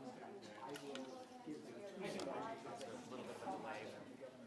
You told me I was actually Rob saying the seal slightly off center. It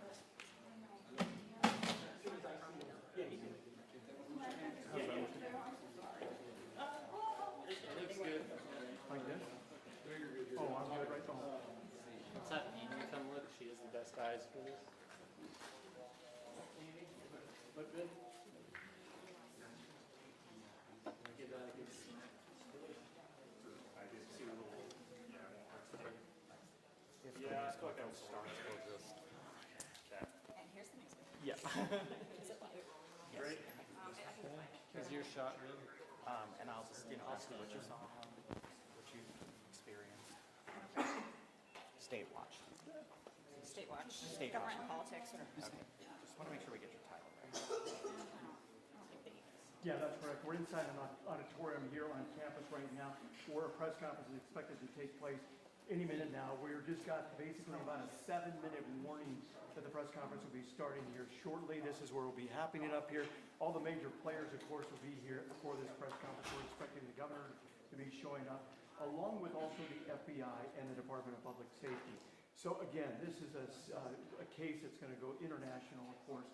A lot of people wanting a lot of answers as to what went wrong here, what happened, and just a lot of fear, of course, on campus from students as far as what they saw, the trauma they experienced, and then also coming back to school, what this is going to be like. And so, again, I think the main questions we want to be able to try and answer right now is, do they have any idea where this shooter may be at this time, or if they have any indication as to if he's still on campus or not, or what they're finding and those kind of things. Also, as far as the security goes, I did talk to somebody from the UVU Public Affairs Department. They told me that Charlie had about 8 security officers or so, personal security officers with him, and then they also had UVU security officers there. And so what exactly, obviously from the video that we see of what happened there, they weren't standing necessarily right next to him. Yeah, that's right. Any minute now, we do expect Governor Spencer Cox, the Department of Public Safety, and Utah Valley University to have this news conference.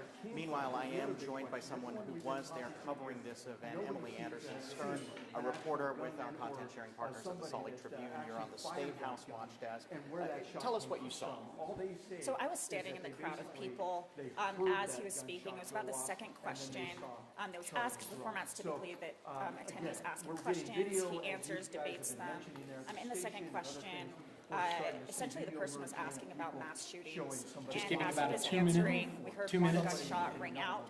Everyone dropped to the ground. People were screaming. And then we saw police officers come and start evacuating people. As soon as I looked back at the table, Charlie-Kirk was gone.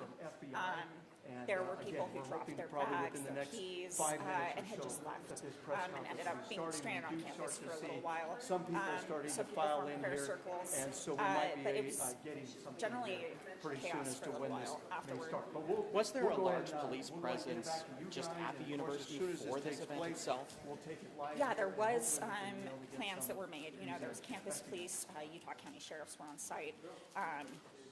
And Charlie Kirk himself had his own security team there. It was just one gunshot we heard, and he was hit.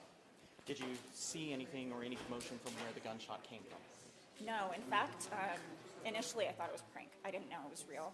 And then we saw police officers taking it seriously, hands on their weapons, and realized what had happened. Just describe for me sort of what you saw unfold afterward. And I know that there's certainly, this has an emotional impact for you too, having witnessed a homicide, but also it's just you have reporter mode and you have to sort of cover this. Right. Okay. It was If we interesting. can I was have you standing get in the ready for the grass, press conference, we're going to be and starting. I dropped down with everyone else. I actually have grass stains on my knees. People were running, stepping on each other. I was stepped on. There was a mother behind me who yelled out, "Where's my son?" Yeah, a lot going on. Good afternoon, ladies and gentlemen. The news conference is beginning, and we'll go to it. Thank you for being here.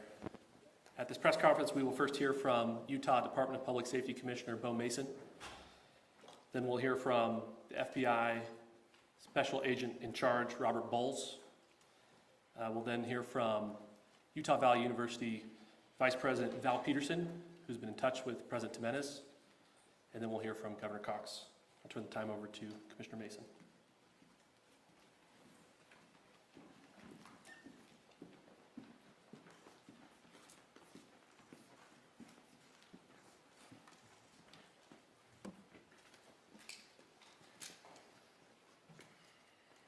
Hello, everyone. I'm Bo Mason, Commissioner for the Utah Department of Public Safety. Today at approximately 12:20 Mountain Standard Time, political influencer Charlie Kirk was shot at an event at the Utah Valley University. He was taken by private vehicle to Timpanogos Hospital, where he later passed. The Utah Department of Public Safety will be co-leading this criminal investigation to find this killer, along with the Federal Bureau of Investigation. We're working in unison with the County Sheriff's Office, the local police department, and the University Police Department, all of which have been very cooperative and fully engaged in this process. Shortly after the shooting, we did have a suspect in custody, George Zinn, but he was released from custody after we identified that he did not match the shooting suspect and was not an accurate person of interest. However, he has been booked into the county jail by Utah Valley University Police Department for obstruction of justice. We do still have an active investigation for the person of interest. This incident occurred with a large crowd around. There was one shot fired and one victim. While the suspect is at large, we believe this was a targeted attack towards one individual. This is a tragic moment in our state and in our country. As we heal, we encourage everyone who is struggling with news of the incident to call 988, our state mental health crisis line. In addition to that, our partners with the FBI will also be discussing other ways we can communicate through the public for tips and other information. Thank you. Good afternoon. On behalf of the FBI, we extend our sincerest condolences to the family and friends of Charlie Kirk. Our thoughts are also with the people who witnessed this traumatic event. We know that what you experienced was very difficult. Our thoughts are with you as well. As soon as we heard about the shooting, special agents and personnel from the Salt Lake Field Office responded immediately. We have full resources devoted to this investigation, including tactical, operational, investigative, and intelligence. To be clear, the FBI will fully support and co-lead this investigation alongside with our partners. We are working on setting up a digital media tip line, and as soon as it's established, we'll get that information out to everyone. I know there's a lot of questions. This is very much an active case, and this investigation is in its early stages. We are following all the leads and all the evidence. If anyone has any information, please report it to the FBI or local law enforcement. Thank you. On behalf of President Jimenez, who we've been communicating with, and she's on her way back right now, I say that on behalf of Utah Valley University, we are shocked and saddened by the tragic passing of Charlie Kirk. We express our sincere condolences to the Kirk family. We grieve with our students, faculty, and staff who bore witness to this unspeakable tragedy. He was invited by the student group Turning Point USA to speak on our campus. We firmly believe that UVU is a place to share ideas and to debate openly and respectfully. Any attempt to infringe on those rights has no place here. We do not condone any form of violence at UVU and seek to make our campus a safe place for all. Ladies and gentlemen, thank you for joining us on this dark and tragic occasion. I want to thank our law enforcement officers who are leading this investigation, starting with Chief Long and his response here with the UVU Police Department. We're grateful for your leadership and your team. And again, to the speakers that you've just heard from who are co-leading this investigation. I also want to recognize Sheriff Mike Smith, who has been an invaluable partner as this investigation moves forward. I've been in touch with President Trump, with FBI Director Kash Patel. We are completely aligned with our state and federal partners as we work through this case. Now, this is a dark day for our state. It's a tragic day for our nation. And I want to be very clear that this is a political assassination. We are celebrating 250 years of the founding of this great nation. That founding document, the Declaration of Independence, that this great experiment on which we embarked together 250 years ago, that we are endowed by our Creator with certain unalienable rights. The first one of those is life. And today, a life was taken.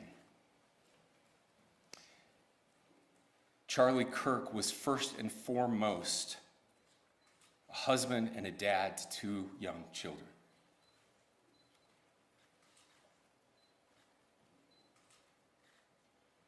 He was also very much politically involved, and that's why he was here on campus. Charlie believed in the power of free speech and debate to shape ideas and to persuade people. Historically, our university campuses in this nation and here in the state of Utah have been the place where truth and ideas are formulated and debated. And that's what he does. He comes on college campuses and he debates. That is foundational to the formation of our country, to our most basic constitutional rights. And when someone takes the life of a person because of their ideas or their ideals, then that very constitutional foundation is threatened. Now, we have a person of interest in custody. The investigation is ongoing. But I want to make it crystal clear right now, to whoever did this, we will find you. We will try you. And we will hold you accountable to the furthest extent of the law. And I just want to remind people that we still have the death penalty here in the state of Utah.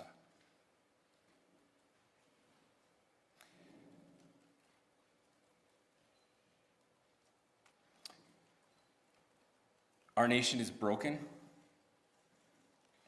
We've had political assassinations recently in Minnesota. We had an attempted assassination on the governor of Pennsylvania. And we had an attempted assassination on a presidential candidate and former president of the United States, and now current president of the United States. Nothing I say can unite us as a country. Nothing I can say right now can fix what is broken. Nothing I can say can bring back Charlie Kirk. Our hearts are broken. We mourn with his wife, his children, his family, his friends. We mourn as a nation. if anyone in the sound of my voice celebrated even a little bit at the news of this shooting, I would beg you to look in the mirror and to see if you can find a better angel in there somewhere. I don't care what his politics are. I care that he was an American. We desperately need our country. We desperately need leaders in our country. But more than the leaders, we just need every single person in this country to think about where we are and where we want to be. To ask ourselves, is this it? Is this what 250 years has wrought on us? I pray that that's not the case. I pray that those who hated what Charlie Kirk stood for will put down their social media and their pens and pray for his family, and that all of us will try to find a way to stop hating our fellow Americans. With that, we're happy to take a few questions. The FBI director is posting that a suspect is in custody. I would just like clarification. Do you or do you not have a suspected shooter in custody? We have a person of interest in custody that is being interviewed right now. That is not George Zinn. That is not George Zinn. That is correct. Are you still searching or looking for another shooter or anybody else related to this? Yes, we are actively looking for anyone and everyone who has any possible information relating to this shooting. Can you tell us details about the suspect being taken into custody? Where? How long ago? We cannot at this point, but we will get you that information when we can. Is there believed to be a second individual involved in the shooting? At this point, there is no information that would lead us to believe that there is a second person involved. Can you guys talk about the possible shooter?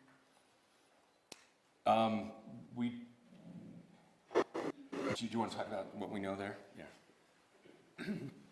The only information we have on the suspect, the possible shooter, is taken from closed circuit TV here on campus. We do have that. We're analyzing it, but it is security camera footage, so you can kind of guess what the quality of that is. But we do know dressed in all dark clothing, but we don't have a much better description other than that. Where did the shot came from?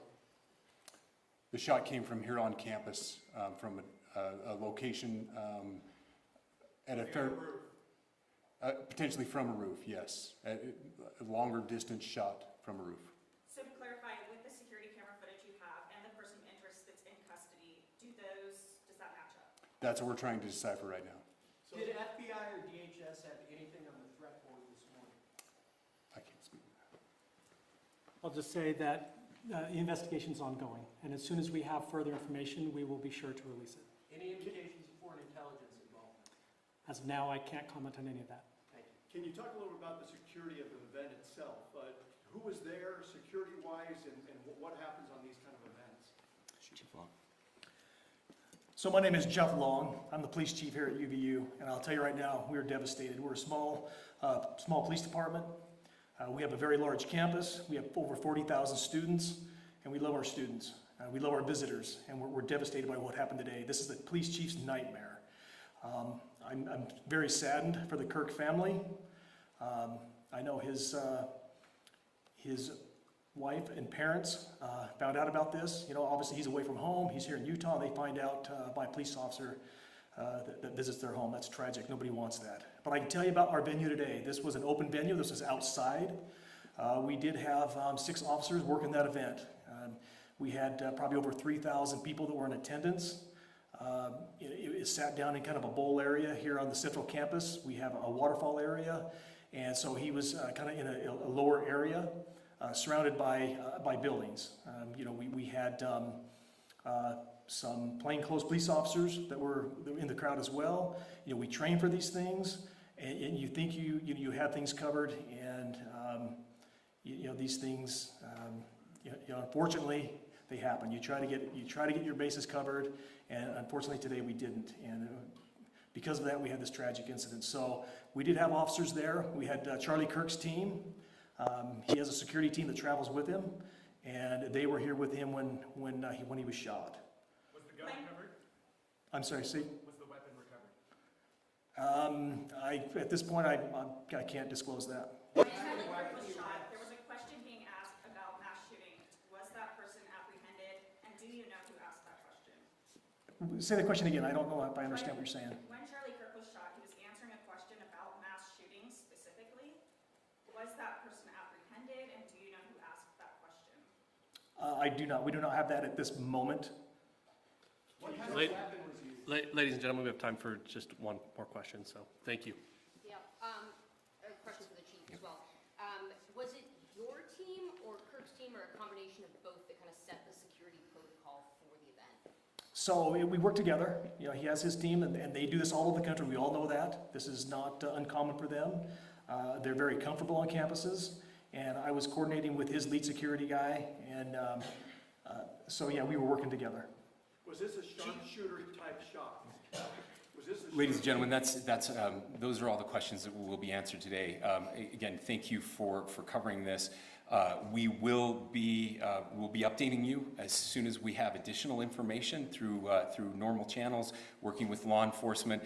Again, our deepest condolences to the Kirk family and to the students who were there today. I would just ask everyone everywhere to please pray for their family and to pray for our country. We need it now more than ever. Thank you.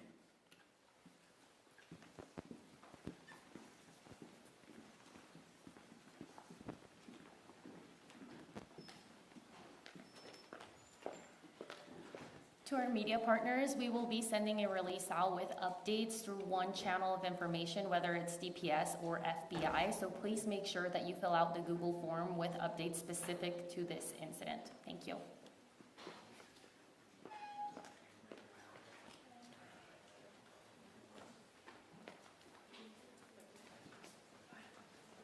Thanks for all your help, man. Yep.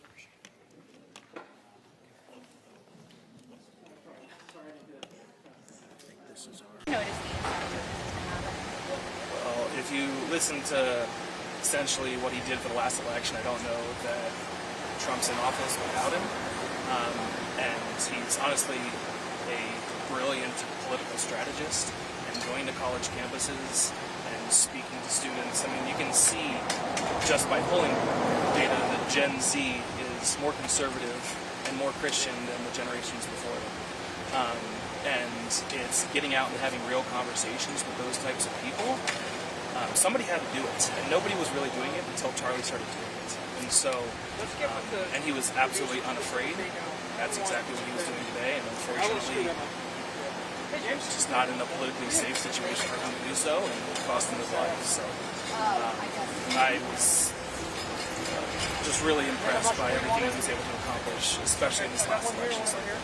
Well, what do you think is the way, and this is a very large question to be asking hours after the fact, but I don't know if you have this in your head or in your heart of what you think the way forward is feeling? We need to get back to church. I think societally there is a lack of moral values, a lack of emphasis on family. We live in a very me-centered society instead of a we-centered society.